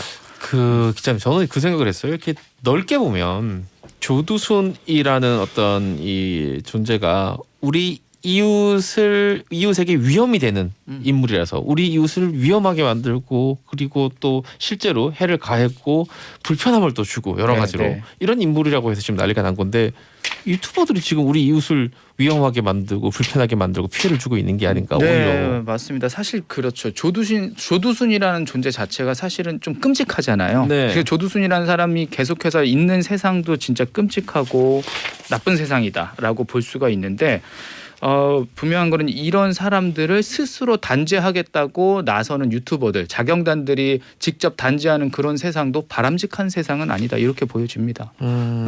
알겠습니다. 그 논란 딴 얘기 넘어가기 전에 이제 기자님 어떻게 보셨어요? 이 풍경을 사실 주말 내내 펼쳤던 풍경이에요. 예. 근데 이게 예상 가능한 상황이었다는 네, 생각이 됐어요. 들어요. 그렇죠. 왜냐하면 정치권에서 항상 성범죄 이렇게 좀 극악무도한 범죄가 터졌을 때 진짜 근본적인 문제 해결을 안 하고 계속해서 그냥 가장 나쁜 놈 한 명 때려잡는 방식으로만 악마화하는 방식으로만 계속 대처를 해왔거든요. 그러니까 사실 조두순 사건이 있기 전에도 주치감경 관련해서 뭐 폐지해라 등등 네. 이거 보완해야 된다는 주장이 있었고 아동 대상 성범죄의 경우에는 뭐 법정형을 좀 큰 폭으로 상향하자 이런 주장도 계속 있었는데 네. 사실 그 법적으로 아무런 조치를 하지 않은 상태에서 계속 이 사안이 진행이 된 거잖아요. 이 사람이 뭐 만기 출소하는 상황에까지 이르고 나니까 시민들의 불안함이나 그런 공포는 사실 걷잡을 수 없이 커질 수밖에 없는 것 같아요. 근데 그러다 보면 또 정치권이 무슨 짓을 하냐면 또 다시 사이다 처방을 하는 것에 그쳐요. 근본적인 처방을 안 하고 이번에도 조두순 출소에 맞춰서 지금 법무부랑 당에서 무슨 이야기를 하냐면 네. 보호 처분 제도를 부활시키겠다. 보호 처분제도. 이게 그 전두환 시절에 50 때 있었던 제도인데요. 출소한 사람을 재범 우려가 있다는 이유로 다시 가두는 거예요. 네, 네, 그러니까 네. 이거는 법적인 어떤 처분을 넘어서는 이중 처벌이거든요. 그러니까 차라리 법정형을 뭐 2배든 3배든 늘리는 게 낫지. 네. 이걸 이중 처벌을 하면서 약간 인권 침해 소지를 두는 건 저는 좀 반대하는 입장인데 근데 지금 당장 빨리 다시 넣어라. 이 사람 재수감해라. 이런 요구가 커지니까 굉장히 인권 침해적인 제도를 막 친인권적인 보호처분 제도를 만들겠다고 하면서 얘기를 하고 있는 상황이어서 일리 있는 얘기네요. 저는 또 나중에 네, 이런 네. 사건이 발생하더라도 이런 사태는 반복될 거라고 생각해요. 권영 기자는 어떻게 보셨어요? 저는 유튜버들의 행태에 대해 좀 말씀을 드리고 싶은데 사실 라이브 방송이 저희 일반인들 확대된 건 제 기억에 그 페이스북이 라이브 서비스를 2016년도인가 5년도에 한번 시작했는데 그때 우리나라 속초에 포켓몬이 당시 된다고 그랬을 때 그 되는 날 전국에 라이브가 가능한 사람들 게임 중계하는 사람들 다 달려갔거든요. 포켓몬고. 포켓몬고. 네, 네, 생각나네. 속초로 다 달려가서 라이브 방송 거기서 그냥 온갖 그 라이브 게임 BJ들이 나와서 방송을 했었는데 그때 이후로 이런 현상들은 계속 진화를 하고 있는 것 같아요. 그러니까 유튜브가 돈과 명예와 인기를 주는 채널이 되고 있고 점점 더 확산이 될 거고 유튜브뿐만 아니라 다른 플랫폼들이 점점 더 라이브 이벤트를 통해서 돈과 명예를 얻을 수 있는 공간을 만들어주는 상황이 그 확산이 된다면 굳이 조두순 이런 경우뿐만 아니라 포켓몬고와 같은 그런 경우에서도 얼마든지 사람들 모여든단 말이죠. 그럼 여기서 뭘 해야 되느냐? 전 그 동네 라이브 방송이 진행될 때 딴 것보다 주민들보다 그 동네 아이들이 너무너무 좀 신경이 쓰이더라고요. 아하. 이 사람이 뭘 저지른 집에서 저 같은 경우는 조두순 뉴스만 나오면 저희 아이한테 뉴스를 안 보여주거든요. 그러니까 얼마나 그렇겠습니까? 그러니까 그 아이들 얼굴들이 막 그 떠오르면서 제발 좀 저 동네에서 저렇게 떠들지 좀 말아달라는 생각이 간절했는데 이제는 그 유튜브란 공간에서 라이브 방송하는 사람들이 그냥 개인 혼자 하는 장난이 아니고 수많은 사람들이 거기에 영향을 받고 거기서 돈이 오가고 인기도 오르내리고 사회적 영향력도 생기는 공간이기 때문에 그 방송을 인해서 피해볼 수 있는 그 방송에 등장하는 사람들을 보호할 수 있는 장치 그런 게 이제 좀 강하게 마련해야 될 때가 아닌가. 그렇게 함부로 방송을 해가지고 돈과 명예를 벌 수 있게끔 해주는 게 맞느냐라는 생각이 듭니다. 그런 생각해봐요. 조두순은 사실 지금 그 약간 마음 놓고 린치를 가해도 좀 괜찮다라는 게 어느 정도 이제 좀 허용된 그런 분위기라는 게 있단 분위기. 말이죠. 그런 분위기가 있는데 이제 이 조두순이라는 그 경계가 무너지고 나면 분명히 이제 그 관심을 찾아서 또 돈을 벌어야 되니까 또 다른 대상을 물색을 하게 될 텐데 그럼 또 다른 혐오 대상을 찾아야 될 거란 말이죠. 그러면 그 대상은 좀 더 그 확대가 되겠죠. 이를테면 뭐 성소수자라든지 아니면 뭐 사회적 약자라든지 여성이라든지 어린아이라든지 뭐 이런 식으로 계속해서 그 대상이 확대가 될 수 있기 때문에 이거 정말 큰 사회 문제로 비화가 될 수 있습니다. 알겠습니다. 다른 논란도 좀 있기는 했습니다. 이 유튜버들 외에도 귀가 과정에 대한 논란이 좀 있었던 것 같아요.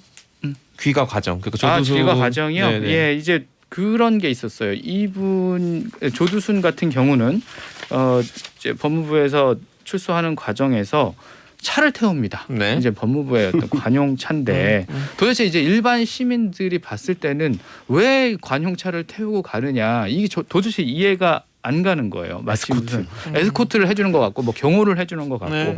더군다나 나오면서 인사를 하고 뭐 사과를 하고 사죄 드린다고 하는데 또 뒷짐을 또 쥐고 있었고 손에 네. 귤도 쥐고 있고 여러 가지 태도 논란과 함께 호송을 해주니 너무 이제 과잉 의존한 것 아니냐라는 비판까지도 나왔습니다. 근데 그렇게 비판하는 입장도 사실 이해가 갑니다. 보기에 여러 가지로 좋지 않잖아요. 그런데 사실 이제 법무부 입장에서도 그냥 뒀다가는 불상의 사고가 분명히 예상이 되는데 불보듯 예상이 되는데 거기에 네. 대해서 아무런 대책을 마련을 하지 않고 갔다가 사고가 벌어지면 거기에 대한 또 책임을 누가 질 것이냐. 이제 그런 부분 생각하면 또 법무부의 입장도 이해가 안 가는 것은 아니죠. 네.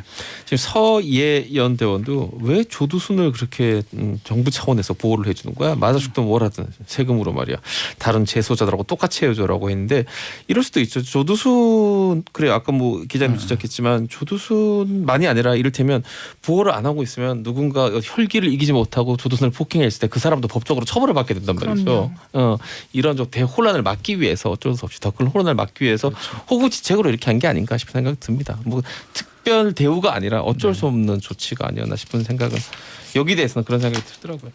자 마지막으로 짧게 조국 전 장관 이 조두순 이 상황을 언급한 예가 있어가지고 사람들이 뭔가 하고 맞습니다. 봤어요. 짧게 이제 간략해서 말씀드리면 조두순 같은 경우는 징역이 12년이에요. 네. 근데 너무 형량이 가볍다는 지적은 계속해서 있어 왔었죠. 근데 네. 조국 전 장관이 SNS로 이 부분을 또 언급을 했습니다. 이 12년형밖에 못 받은 거는 그 원인은 검사의 실수에 있었다라고 비판을 한 겁니다.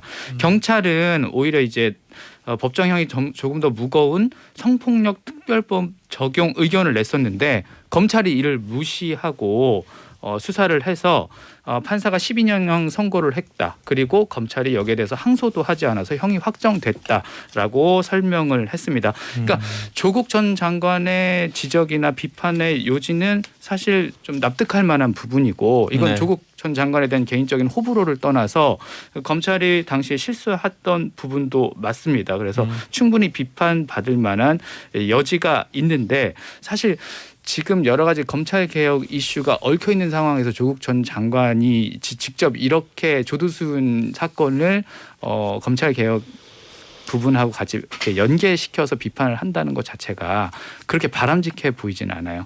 왜냐하면 사실 지금 이런 부분보다도 더 중요한 부분들이 이런 부분들을 막기 위해서 검찰 개혁 그 위원회에서 여러 가지 권고안을 낸 게 있습니다. 어떻게 언제 구속을 하고 어떻게 어떻게 구형을 할 것이냐 이런 부분들 검찰 너네들 이거 투명하게 밝혀라라고 네. 권고를 했는데 사실 지금 그런 부분들이 진행이 안 되고 있거든요. 근데 그 부분은 검찰의 의지가 없는 것도 있거니와 지금 그 추미애 윤석열 요 추윤 갈등 때문에도 지금 계속해서 그 뒷전으로 관심사에서 멀어져서 진행이 안 되고 있습니다. 그러면 그런 부분들에 대해서 사실 더 비판을 하고 지적을 했어야지. 이거 진짜 바꾸고 싶은 의지가 있었다면 그런 부분에 대해서 좀 비판 포인트를 잡았어야 되는 게 마땅하지 않나 싶어요. 저는 이 시기 생각도 했었어요. 지금 조두순이 주말에 출소했는데 딱 이 시기에 이런 말을 하면 이를테면 지금 이 시기는 저는 사실 그런 생각을 하거든요. 제일 우리가 이 신경을 써야 될 건 이 성폭력으로 인한 피해자들 그리고 맞아요. 특히 이 조두순 같은 경우는 아동 성폭력이잖아요. 예.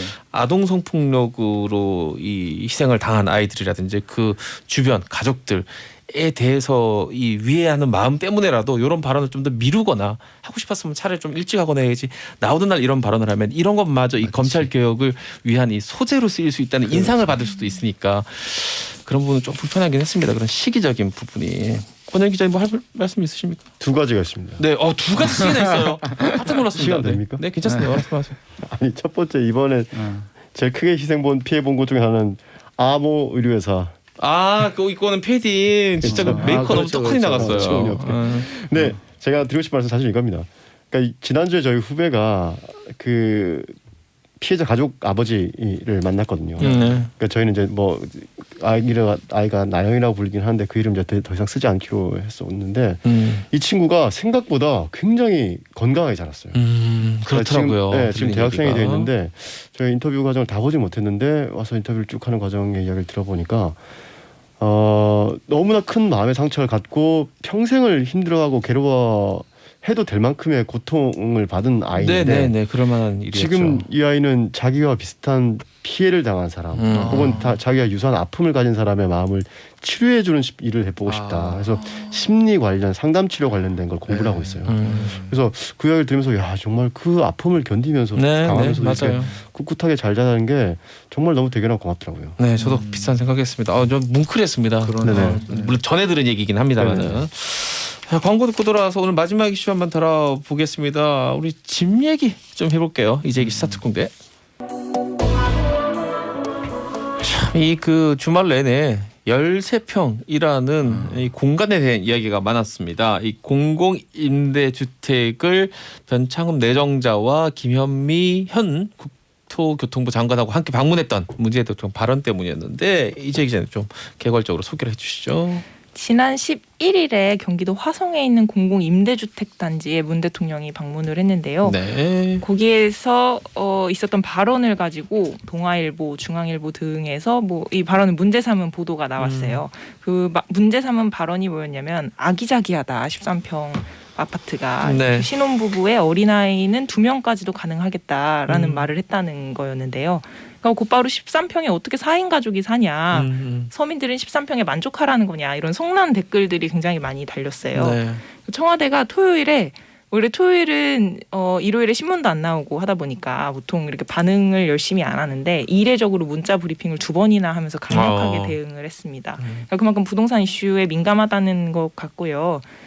일단 그 설명은 뭐였냐면 변창흠 사장이 2층 침대가 그 13평의 아이들 방에 놓여 있는 걸 사진에 보고 있죠. 네. 예, 4인 가족 생활도 가능하다는 취지의 설명을 하니까 대통령이 신혼부부의 아이 1명이 표준인데 어린아이는 2명도 가능하다는 하다라는 식으로 되물었을 뿐이지 그 발언을 직접 하거나 동조한 게 아니다라는 이야기였습니다. 그러니까 근데 이 발언을 가지고 이를테면 신혼부부 아이 1명이 표준이고요. 어린아이는 2명도 가능하다. 이렇게 정확하게 그거죠. 물음표를 떼고 그냥 가능합니다라고 이거를 보도했다는 거 아니에요. 네네. 자, 이 해명 어떻게 보십니까? 해명이 좀 궁색하기는 하죠. 일단 그게 뭐 직접 발언한 게 아니고 확인하듯이 이야기를 한 거라고 하더라도 사실상 같은 맥락 안에서 이야기를 하고 있었던 거니까요. 근데 전문을 보면은 사실 대통령이 이렇게만 오해받으면 좀 억울할 것 같기는 해요. 네네네. 일단 대통령 일정은 청와대 출입기자단 가운데서 1-2명 정도가 돌아가면서 취재를 하거든요. 현실적으로 경호 문제도 있고 다 같이 갈 수가 없어서 그래서 그 공유된 내용 전문을 보면 직접 들을 수는 없지만 그 변창흠 사장이 아까 말씀드린 대로 그 아이들이 2명 정도 2층 침대에 위에 1명 아래 1명 정도 있을 수 있다라고 이야기를 하니까 문 대통령이 어린아이 같은 경우에는 2명도 가능하겠다라는 식으로 묻고 변 사장이 그 이후에 여기가 13평인데 아이들이 7살 넘어가면 방을 따로 줘야 한다 이렇게 이야기를 해요. 그러니까 아이가 크면 옮겨갈 수밖에 없다. 그래서 예산을 더 주시면 더 다양한 수요를 충족시킬 수 있는 공공임대주택을 지을 수 있다고 강조하는 부분이 나오고요. 대통령도 곧장 아이가 생기고 자라고 또 아이가 늘어나면 높은 수준의 주거를 원할 수 있다. 그래서 더 살기 좋은 중형 아파트도 이렇게 공공임대주택으로 만들어서 주거 사다리를 우리가 잘 만들어야 된다고 강조하는 부분이 분명히 나오거든요. 그리고 변 사장에게 따로 이제 기본은 됐으니까 양도 늘리고 질도 높이고 열심히 하셔야 된다라고 지시를 하는 부분도 있고요. 그래서 발언 전문을 보면 뭐 대통령이나 변 사장이나 김현미 장관이나 이게 가족이 더 커지면 더 넓은 집이 필요하다라는 이야기를 계속해서 하고 있어요. 그래서 단순히 그 워딩만 보고서 이야기하기에는 약간 아쉬운 부분이 있다는 생각이 듭니다. 그 지금 말씀하신 거 들어보니까 이재 기자님 평가하시기에는 그 전에 있었던 뭐 진선미 그 의원 발언도 있었고요. 네네. 그리고 그 전에 뭐 김현미 장관 발언이 너무 많아가지고 다 이제 못 옮기지만 여러 어떤 그 실책성에 가까운 발언들하고 이번하고는 조금 차원이 다르다. 사실 그 얘기죠? 이전에 저도 이렇게 다르다. 이거 의문문이에요. 그러니까 그런 앞서 나왔던 실책성 발언의 연장선에서 지금 혼인하고 있다는 생각이 들어요. 그러니까 이 보도들을 보면 약간 악의적이라는 생각이 들거든요. 네네네. 임대주택이나 뭐 그 신혼부부 뭐 등등을 위한 정책에 대한 그 정책 자체에 포커스를 맞추기보다는 무주택자들의 불안한 마음, 어떤 분노 이런 것을 자극하기 위해서 일부러 쓴 느낌이 좀 강하기는 합니다. 그러니까 이번 대통령 발언은 물론 그 한마디를 보면 정말 대통령의 본심을 전달하고 싶었다면 변사장이 여기 아이 둘까지도 가능하다라고 했을 때 네 명이 살기에는 좀 부족해 보이네요라고 이야기를 만약에 했더라면 그럼 얼마나 더 좋았을까. 깔끔했겠죠. 네, 그럼 네, 정말 네, 네, 대통령이 본인이 하고 싶은 말을 정확하게 전달하는 거였을 텐데 뭐 아사무사 이렇게 동조하는 것처럼 넘어가니까 이게 이미 끓고 있는 분노에 약간 그러게요. 기름을 붓는 격이 돼버린 거죠. 근데 그걸 좀 언론이 계속해서 그 말 꼬투리를 좀 잡아서 그런 부분도 있어 보입니다. 확장하는 부분이 좀 있는 것 같습니다. 그런 생각들은 세분 안 하세요? 저는 이 공공임대 관련된 이 진짜 문제는 물론 이제 이 공공임대에라도 들어가고 싶어하는 분들도 많은데 이게 그렇죠. 부동산 이 가격 폭등을 잡기 위한 수단으로서 공공임대를 이용하는 건 전 사실은 거의 결사반대 수준이에요. 왜냐하면 별 도움이 안 돼요. 지금 부동산 가격이 이렇게 오르고 있는 거는 네. 이 정도 주택을 원하는 사람들이 돈 때문에 올라가는 게 전혀 아니거든요. 그렇죠. 원인과 진단이 완전히 잘못됐다고 저는 생각을 하고 이런 부분을 짚어야 되는데 여기서 뭐 몇 평대에 사람이 몇 명 네. 살 수 있네 만에 네네. 이거 가지고 하는 건 사실 언론에서도 사실 낭비하고 있는 게 아닌가 지명과 전파를. 오늘 박용진 의원도 오전 라디오 인터뷰를 보면 이건 투트랙으로 가는 거다. 집값 안정하고 네. 저소득층을 위해 어떤 주거 안정을 위한 공공임대주택은 투트랙으로 우리가 모두 다 저도 가져가야 같은 하는 얘기예요. 네, 맞아요. 정책이다라고 이야기를 하고 있는데 사실 뭐 유승민 전 의원 같은 경우에 이번 주말에 대통령이 무슨 권리로 내 집 마련의 꿈을 버리라고 하냐라고 하면서 네가 가라 공공임대 이런 말을 하면서 논란이 됐었거든요. 그러니까 공공임대 정책 자체를 되게 비하하고 마치 약간 낙인 찍듯이 네, 네. 이건 가난한 사람들이 가는 곳이라는 듯이 계속 이야기를 하는 것이 지금 이 집에 대한 어떤 우리나라가 직면한 문제를 해결하는데 아무런 도움이 안 되는 것 같다. 그런 비판을 계속 받고 있는 상황입니다. 이 많은 청취자분들이 역시 그 집에 대한 관심이 많다 보니까 이런 분 지적하는 분들이 있습니다. 4906대원도 지금 같이 말씀 나누시는 그 13평이라는 평수가 우리가 아는 13평이 아니고 전용 면적 아닌가요? 라고 맞습니다.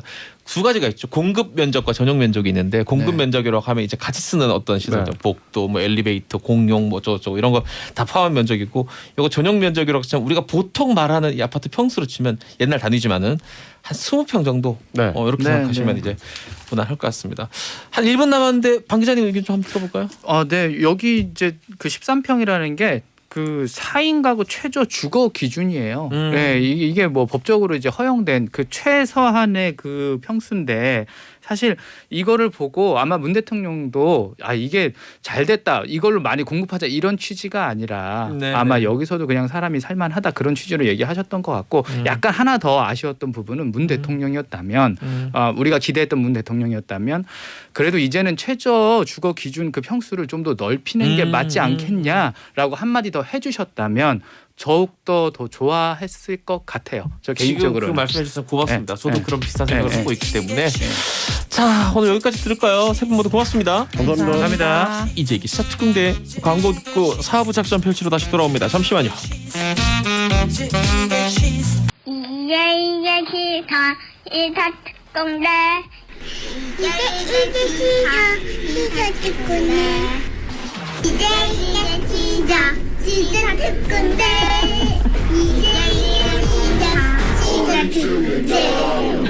이제 이게 시사특공대. 전국 아이들과 함께 듣고 있습니다. 오늘 12월 14일 한 주를 시작하는 월요일입니다. 우리 대원들이 남긴 소식 좀 보겠습니다. 샵 1035번 50원 100원으로 그리고 고릴라 유튜브로 무료로 다는 댓글들로 많은 안부 문자들도 와 있습니다. 2792대원 수능 끝난 아이가 오늘 생애 처음으로 알바를 갔어요. 이것저것 알아보다가 다 안 돼서 그 힘들다는 물류센터로 아침 일찍 나갔습니다.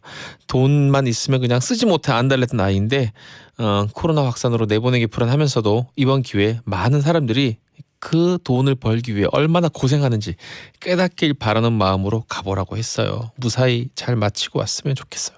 이 부모 마음이죠. 애들이 자꾸 뭐 좀 부모 입장에서 부모 눈으로 보기에는 뭐 낭비하는 것 같고 쓸데없는 거 사는 것 같고 할 때는 네 한번 고생해서 돈 벌어봐라 한 생각이 들지만서도 또 애가 나가서 고생하는 걸 또 생각하면 또 아유 뭐 다치진 않을까 또 걱정하는 마음을 아이들이 몰라줍니다. 네. 몰라줘요. 그런 마음을 갖고 있다는 건 몰라줘요. 윤경대원. 잭대 안녕하세요. 전 태국에서 자가격리 3일차 하고 있습니다. 1년 전에 한국에 들어왔다가 못 들어가고 있다가 이번에 남편에서 남편 때문에 왔는데 이런 건가요? 자가격리가 너무 힘드네요. 태국에 있는 남편한테 본인이 갔다. 자가격리가 너무 힘드네요. 제가 폐쇄공포증이 있음에도 불구하고 견딜 수 있을 거다고 견뎌보자고 생각했는데 만만치 않습니다. 가로하고 태국에서는 호텔에서 한다는 별명이 있습니다. 아하. 그러나 저는 지금 이 시간 시사특공대를 들으며 잠시나마 견디고 있습니다. 너무 소중한 시간이네요 라고 했습니다.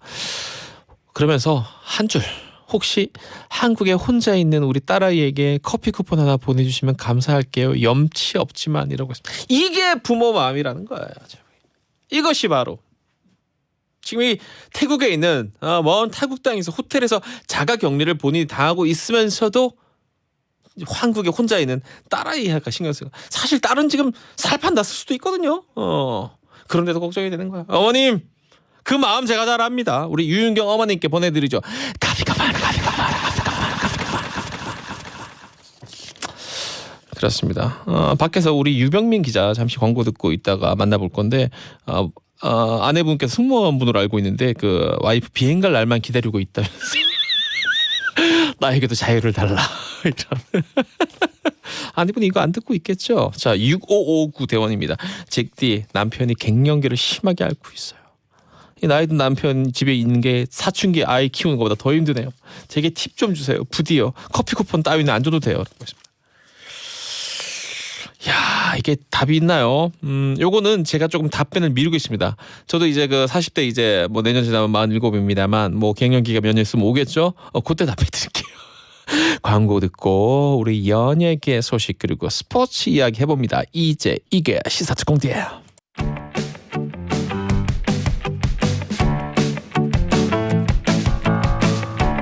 자 월요일 4부는 스포츠와 연예 중.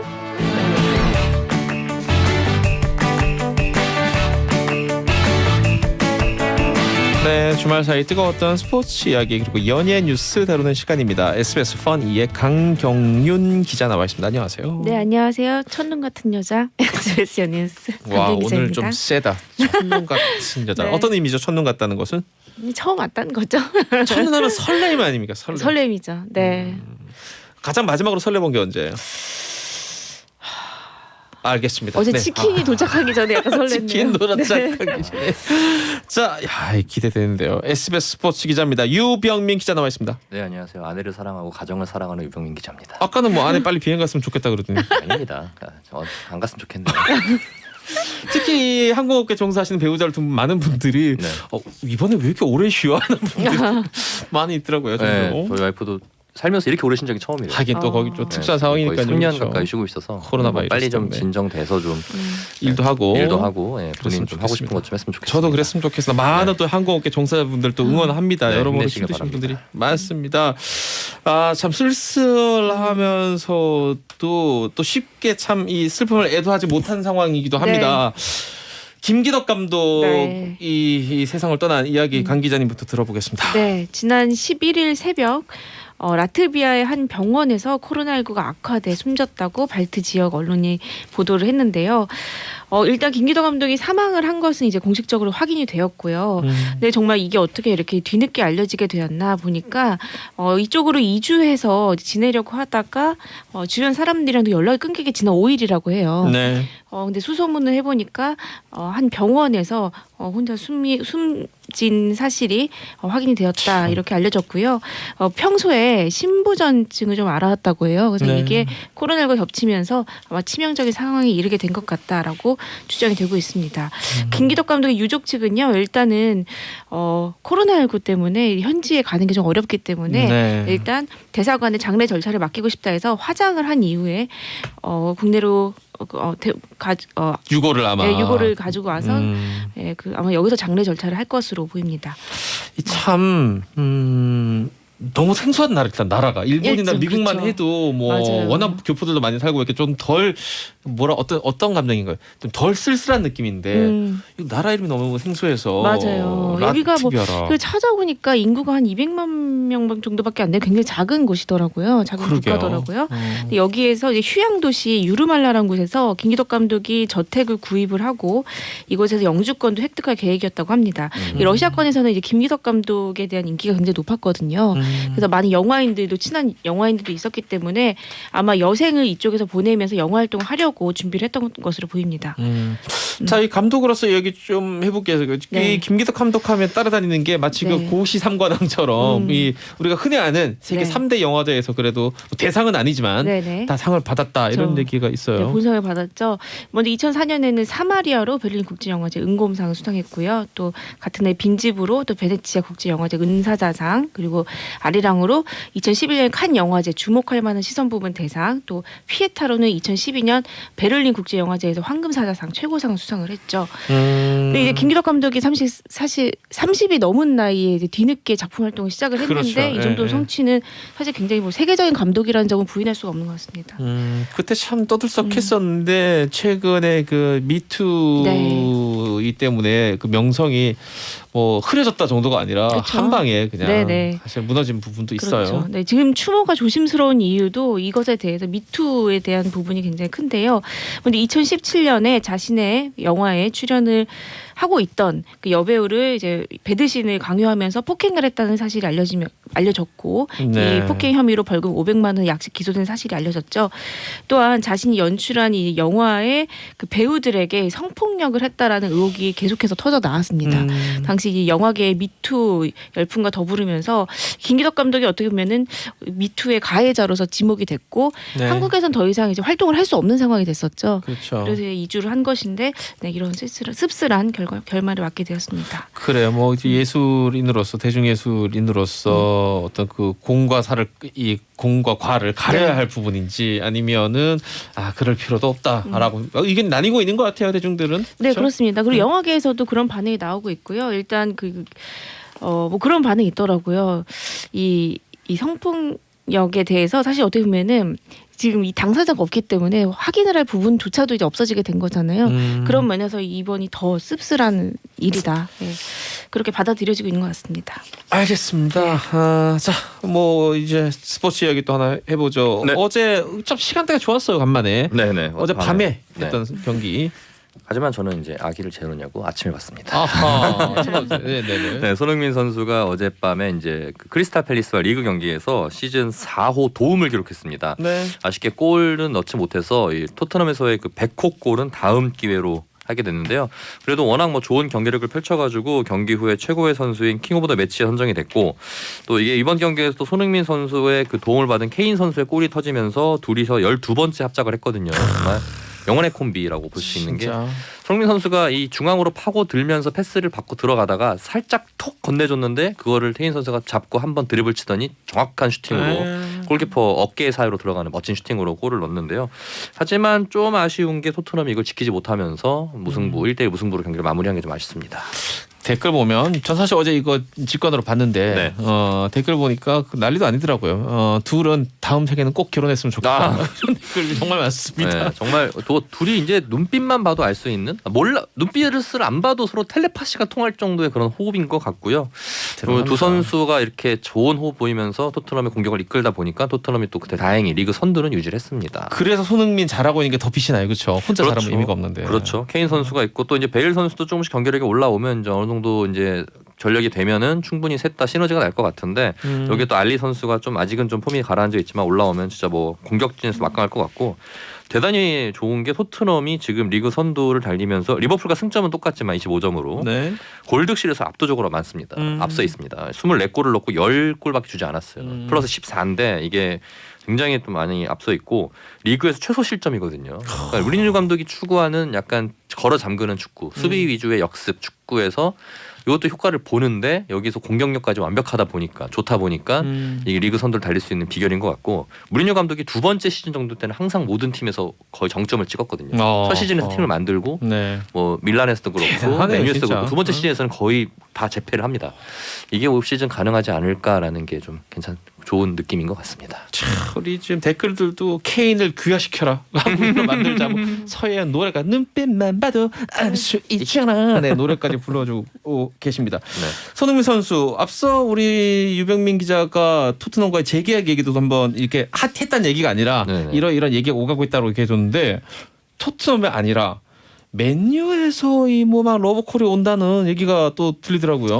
그렇죠. 이제 메뉴뿐만 아니라 뭐 전 세계 모든 팀들이 만약에 지금 공격 자원 보강할 수 있다, 뭐 돈을 무한대로 쓸 수 있다 그러면은 뭐 영입 넘버 1, 2, 3 안에 분명히 손흥민 선수가 들어갈 겁니다. 올해 워낙 폼이 좋아서 그런데 특히 국내 팬들에게는 박성호 선수가 뛰었던 메뉴가 또 꿈의 팀이지 않습니까? 워낙 네. 네, 좋은 팀인데 그 메뉴 출신인 웨스트 브라운이나 리오 퍼디난드가 이 은퇴한 선수들이죠.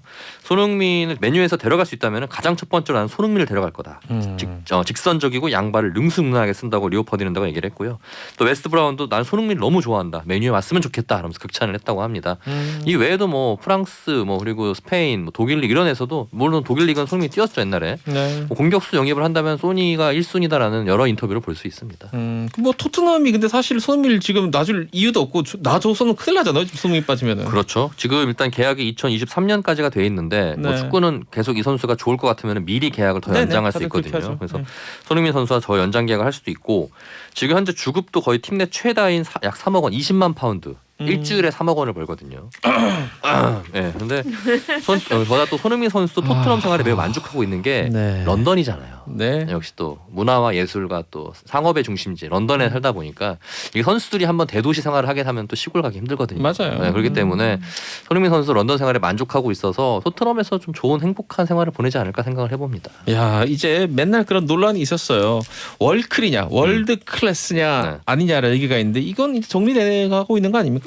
그렇죠. 이제 그거를 이제 딱 입증할 수 있는 게 이 과연 세계적인 상을 받을 수 있느냐 아니냐인데 일단은 월드 클래스 선수에게 주는 이 세계 최고 골에게 주는 피파 푸스카스상의 최종 3골에 손흥민 선수의 골이 포함됐습니다. 그러게요. 뭐 다들 아시다시피 지난해 12월에 터뜨렸던 번니전의 그 풍 드리블. 드리블 진짜. 네, 그리고 터트린 골이 현재 지금 후보로 올라갔는데 수아레스 선수 현재 아틀레티코 마드리드인데 당시 바르셀로나에서 터트린 골 그리고 플라밍고의 조지안 데 아라스테타 선수가 이렇게 후보로 올라가 있는데 글쎄요 이게 참 손흥민 선수가 받으면 진짜 역사적인 일입니다. 진짜 이거는 네, 네, 맞습니다. 어마어마한 일이기 때문에 다들 지금 관심이 쏠리고 있는 상황입니다. 투표 가능합니다. 요거 네네. 50대 50이잖아요. 전문가 50, 그렇죠. 그다음 투표 50이기 때문에 여러분들 투표해 주세요. 저는 네. 근데 지금 보니까 대중적으로 이 축구 팬들, 전문가들 외의 반응은 손흥민이 압도적이던데요. 네, 그렇죠. 또 워낙 골도 멋있었고요. 그래서 내심 수상을 좀 기대할 수 있는 상황이다. 받을 수 있을 것 같다 이런 생각도 합니다. 자, 이제 그 연예계 소식 네. 넘어가기 전에 댓글 좀 읽어드리면 이 손흥민과 케인 다음 세상에서 결혼해라 얘기하니까 김현미 대원께서 아니에요. 결혼하면 맞던 호흡도 깨져요라고 하시는 댓글도 있고요. 그럼 제가 아까 어제 경기 직관으로 봤다고 흥분해서 얘기했더니 주성훈 대원께서 지적하셨습니다. 저기 직관은 현지 거기 경기장 가서 보는 걸 직관이라고 해요. 집관. 직관하는 마음으로 집관을 했다라고 말씀드리겠습니다. 자, 연예계 소식 다음에 조금 네. 불미스러운 일이에요. 네. 이경규 씨가 억대 출연료 미지급으로 소속사와 전속계약을 해지한 사실이 알려졌습니다. 최근에 새 소속사의 둥지를 튼 유세윤, 장동민, 유상무, 뭐 이 옹달샘 3명과 뭐 장도연 씨 등이 포함되어 있는 그 소속사와 함께 있었는데요. 네. 이들 역시 미지급 피해를 입은 것으로 알려지면서 파장이 클 것으로 예상이 되고 있습니다. 이분들 말고 네. 지금 아까 얘기했던 그 유세윤, 장동민, 장도연 이런 여러 연예인들이 네. 소속사 이동한 것도 결국 이 문제가 네, 맞습니다. 발단 이제 원인? 출연료 문제가 이번에 터진 일이 아니라 적어도 한 4, 5년 됐다 이런 얘기가 나오고 있거든요. 네. 그러니까 이들이 계속해서 굉장히 활발하게 활동을 한 연예인임에도 이 출연료를 미지급 받지 못한 게 이제 억대가 됐다. 그렇기 때문에 이제 새 소속사로 옮기게 되었다라고 얘기가 나오고 있습니다. 이거 지금 네. 이름만 딱 봐도 네. 저도 이분들한테 아시는 출연료 지금 많이 분들이죠? 해봤거든요. 직접 하셨어요. 당연히 그렇죠. 우리 그렇죠. 집행하셔야 되니까. 왜냐면 그렇죠. 웬만한 예능인들이 거의 다 포함돼 있어요. 네. 이 출연료 다 합치면 엄청나게 될 것 같은데 엄청나죠. 이거 네. 돈은 어디로 간 거예요? 그게? 그러니까 이게 지금 얘기가 나오고 있는 게요. 이들이 소속되어 있는 소속사가 이제 한 그 예능 제작사의 자회사 있습니다. 네, 잘 아시겠지만. 네, 잘 알고 근데 있죠. 이 제작한 프로그램들이 잘된 프로그램들이 다수 있지만 또 안 된 것도 여러 가지가 있었거든요. 그래서 이게 제작비로 좀 이런 미지급 출연들이 흘러갔다라는 얘기가 많이 나오고 있습니다. 그래요. 일단 네. 이거 좀 더 살펴봐야 될 것 같습니다. 안에 들여다봐서 네. 진짜 그런 건지 뭐 네, 그렇다 네. 하더라도 이게 잘한 건 아니니까. 그럼요. 예, 무리한 경영으로 인한 어떤 연예인들이 소속 물론, 연예인 피해를 물론이죠. 봤다 이런 얘기들이 나오고 있으니까요. 요 얘가 또 있지 않습니까? 이런 식의 불미스러운 일들이. 네, 여러 번 있었죠. 사실 뭐 제작사를 함께 운영하고 있는 소속사뿐만 아니라 여러 소속사에서 연예인 출연료와 관련돼서 미지급되었다 해서 연예인들이 전속계약 해지를 요구한 사례가 왕왕 있었죠. 또 최근에는 이제 박기영 씨가 가수 박경 씨. 네, 23년 차잖아요. 근데 음. 23년 차인 가수인 박기영 씨도 최근에 출연료와 정상금을 미지급 받았다라고 하면서 소속사 대표를 상대로 법적 조치를 하고 있다라고 공개적으로 밝힌 바 있습니다. 23년차 가수고 이게 네. 신인이 아닌 이 정도 급인데도 이게 네. 안 되면 신인들은 오죽하랴 이런 그렇죠. 예상을 하게 되는 거죠. 네. 보니까 이 유재석 씨랑 김용만 네. 씨도 그러니까 어느 정도인지 아시겠죠? 유재석 씨는 사실 어떻게 보면 2010년도에 굉장히 시끄러웠던 연예계 그 엔터 관련된 어떤 네. 이슈가 있었어요. 당시에 그 유재석 씨뿐만 아니라 뭐 김용만 씨 같은 굵직굵직한 예능인들이 소속돼 있는 소속사가 있었는데 여기가 굉장히 불미스러운 사건으로 이제 뭐 폐업이 되고 다른 회사로 옮겨지고 이런 과정에서 유재석 씨가 벌어들였던 그 피땀 어린 돈 수억 원이 자신이 이제 일을 했음에도 그것을 받아낼 수가 없는 상황이 됐던 거예요. 참. 그래서 무려 10년 가까운 오랜 소송 끝에 결국에는 파기환송심 끝에 지난해 승소 판결을 받아냈습니다. 그때 당시에 저도 이 변호사랑 제가 전화 통화를 한번 한 적이 있었는데 유재석 씨가 원래 이런 소송을 하는 걸 굉장히 안 좋아한대요. 네, 네, 피해를 네. 입어도 절대 이렇게 외부적 드러내지 시끄러운 걸 않는데 싫어하는 거죠. 그렇죠. 그런데도 유재석 씨가 이건 후배들한테 굉장히 내 권리를 이렇게 지켜야 한다는 걸 보여주는 어떤 선례가 될 수 있다라고 해서 10년에 걸쳐서 했다고 해요. 예. 변호사를 선임을 해가지고요. 네, 그래서 이런 일을 겪었다 해서 승소를 한 사례가 있었습니다. 알겠습니다. 네. 자 다시 또 역시 이번에는 또 스포츠계 뉴스인데 역시 불미스럽게 보입니다. 제 눈에는 네네. 이게 이 그 구단주 이사회 의장이 이 구단을 자기 어떤 그 즐거움 혹은 뭐 자기 만족 이런 목적으로 좀 한 거 아니냐 이런 얘기들이 나오고 있는데 허민 구단주 얘기해 보겠습니다. 네네. 저희가 요 코너에서도 많이 여러 번 말씀드렸던 했던 내용이죠. 얘기예요. 허민 구장의 이제 구단 사유와 그리고 이제 자신의 권한 밖의 행동을 했다는 거에 논란을 일으켜서 제가 이제 몇 번 보도해드렸는데 이번 건은 조금 사안이 다릅니다. 이건 네. 좀 심각한 사안이라 볼 수 있는데 지난해 6월에 저희가 이제 허민 의장이 이 2군 훈련장에 가서 실제 선수들을 타석에 세워놓고 자기 공을 던지는 이른바 네. 야구놀이를 했다고 보도를 해드렸습니다. 이거는 네, 네. 절대 해서는 안 되는 권한 밖의 그렇죠. 행동이다라고 주장을 했는데 당시에 요 허민 의장이 공을 던지는 영상을 저희에게 뭐 누군가가 제보를 해줬는데 음흠. 구단이 CCTV를 돌려서 이 제보자가 누군지를 색출을 했고 아하. 그러면 색출하려고 했고요. 그리고 이 그 해당 제보자가 모 선수의 팬이라는 게 알려지면서 그 선수를 불러서 그 분의 정보를 얘기해라. 까지 추궁을 했던 일입니다. 그래서 뭐 다 알려졌죠. 이태근 선수로 알려졌는데 이제 이태근 선수는 구단이 자꾸 그런 요구를 하는 거에 대해서 본인이 스트레스를 너무 받았다. 얼마나 스트레스 받겠어요. 정신적 피해를 너무 팬을 팔아야 되는 건데. 받았다라고 하면서 네. 본인이 결국 결심을 하고 이거를 이제 KBO에다가 가서 구단이 이런 식으로 행동을 하는 건 문제 있다. 구단을 징계해달라라면서 KBO에 구단의 품위 손상에 대한 징계 요구를 제출했다. 이것이 현재까지 알려진 사실이고요. 이러면서 이제 구단도 반박을 하고 있고 이태근 선수와 구단 간의 법정 다툼으로 지금 가려고 하는 싸움이 되고 있습니다. 이게 배보다 배꼽이 크다고 물론 이제 그 구단주가 선수들 데리고 마치 자기가 뭐 놀듯이 이렇게 한 것도 굉장히 큰 잘못이지만 이거는 이분은 구단주가 아니에요. 문제는 무구적인 지금 이사회 의장일 뿐입니다. 구단주는 아직 이장석 대표 감옥에 가 있는 감옥에 가 있는 이장석 맞아요. 대표가 구단주고 이분은 지금 그런 이장석 구단주나 이런 구단의 운영과 이런 행태들을 감시하라고 임명한 이사회 너무 의장이란 가슴이 말이에요. 아프네요. 이 선수들 자 어떤 예가 있습니까? 이런 경우 사실 이런 팬에 대한 사찰은 처음이에요. 왜냐하면 2010 여기 전례가 작가님께서 없죠. 2014년에 롯데자이언츠 얘기를 했는데 이거는 구단에서 선수들이 경기 끝나고 어디를 나가고 언제 어떻게 들어왔는지를 보기 위해서 CCTV를 감시했다는 얘기는 있었는데 이거는 정말 아무런 관계없는 팬의 행적을 추적한 거기 때문에 더하죠, 이게 이건 더하죠. 문제가 크고요. 히어로즈 구단은 이런 지적에 대해서 이제 구단 그 2군 구장 내에서 도난 사고가 발생을 해서 자기들은 CCTV를 확인차 점검했던 것뿐이다라고 했지만 이태근 선수가 이제 저희와 인터뷰를 통해서 방송 뉴스를 통해 제보한 내용을 따르면 뭐 단장에 대놓고 얘기를 했습니다. 의장님께서 궁금해하신다고 팬의 정보에 대해서. 그래서 결국 구단이 거짓말을 했다는 걸로 결론이 났고요. 점입 가경이네요. 네, 그래서 정말. 이태근 선수의 이런 폭로 이후로 지금 뭐 선수협회라든지 은퇴선수협회라든지 여러 단체에서 지금 키움 구단에 대한 규탄 목소리를 내고 있거든요. 하지만 키움 구단은 그 이후부터는 이태근 선수가 폭로한 그 대화 내용이 폭로부터는 지금 묵묵무답으로 일관하고 있습니다. 이태근 선수하고 좀 악연인 것 같아요. 키움하고. 사실은 이태근 선수는 키움 히어로즈 구단의 상징이라도 볼 수 있거든요. 네. 뭐 이런 표현 그렇지만 어쨌든 FA의 뭐 거품 아닌 거품 시장을 가장 먼저 만든 게 이장석 구단주가 LG로 떠났던 이태근 선수를 데려오면서 4년 50억에 데려오면서 네. 이태근 프랜차이즈 우리 스타 이태근의 눈물을 닦아주고 싶었다면서 데려온 게 이태근 선수입니다. 그 정도로 구단과의 끈끈한 사이였던 선수와 구단 관계였는데 2018년도에 지금은 이제 불미스러운 일로 이제 퇴출된 문우람 선수를 폭행했다. 이것 때문에 이제 문우람 선수가 폭로를 하면서 이태근 선수가 이제 당시 KBO 정지 출전정 징계도 먹었고요. 그리고 법원에서도 유죄가 되면서 벌금형도 받았거든요. 그러면서 조금씩 이제 뒤로 물러나는 그러니까 약간 좀 은퇴의 기로에 섰었는데 올 시즌 앞두고 구단하고 뭐 거의 마지막이다라는 다짐을 하면서 연봉도 스스로 깎고 그리고 네. 열심히 준비를 했는데 그게 좀 잘 안 되면서 좀 이렇게 안타까운 결말로 흘러가게 된 것 같습니다. 그래요. 알겠습니다. KBO한테 이제 결정이 넘어갔으니까 지켜보도록 하고 그 이 코로나 확진이 배구계에도 번졌었어요. 어떻게 예, 됐습니까? 그렇습니다. 이게 어제 이 흥국생명의 이재영, 이다영 선수가 보이지 않아서 이게 무슨 쌍둥이. 일이죠 했더니 이재영 선수가 이제 고열 증세, 38도가 넘는 고열 증세가 나가지고 어제 코로나 검사를 받았는데 다행히 오늘 오전에 결과가 음성으로 나왔다고 합니다. 아이고. 네, 그러면서 함께 다행이다. 있었던 이다영 선수도 뭐 괜찮다고 하고요. 하지만 좀 경과를 지켜봐야 되는 상황이고 흥국이 루시아 선수도 부상으로 이탈을 하면서 시즌 연패를 당했어요. 어떻게 보면 여자 배구는 재밌어지는 것 같기도 합니다. 그래요. 너무 독주하고 있으면 네네. 재미가 없어지는데 일부러 그런 건 아니겠죠, 물론. 그럼요. 얼른 쾌차해서 돌아오길 바랍니다. 알겠습니다. 오늘 두 분 기자님 고맙습니다. 네, 감사합니다. 이재익 기사 특공대 오늘 여기까지입니다. 잭디 이재익 PD 내일 12시에 돌아옵니다. 고맙습니다.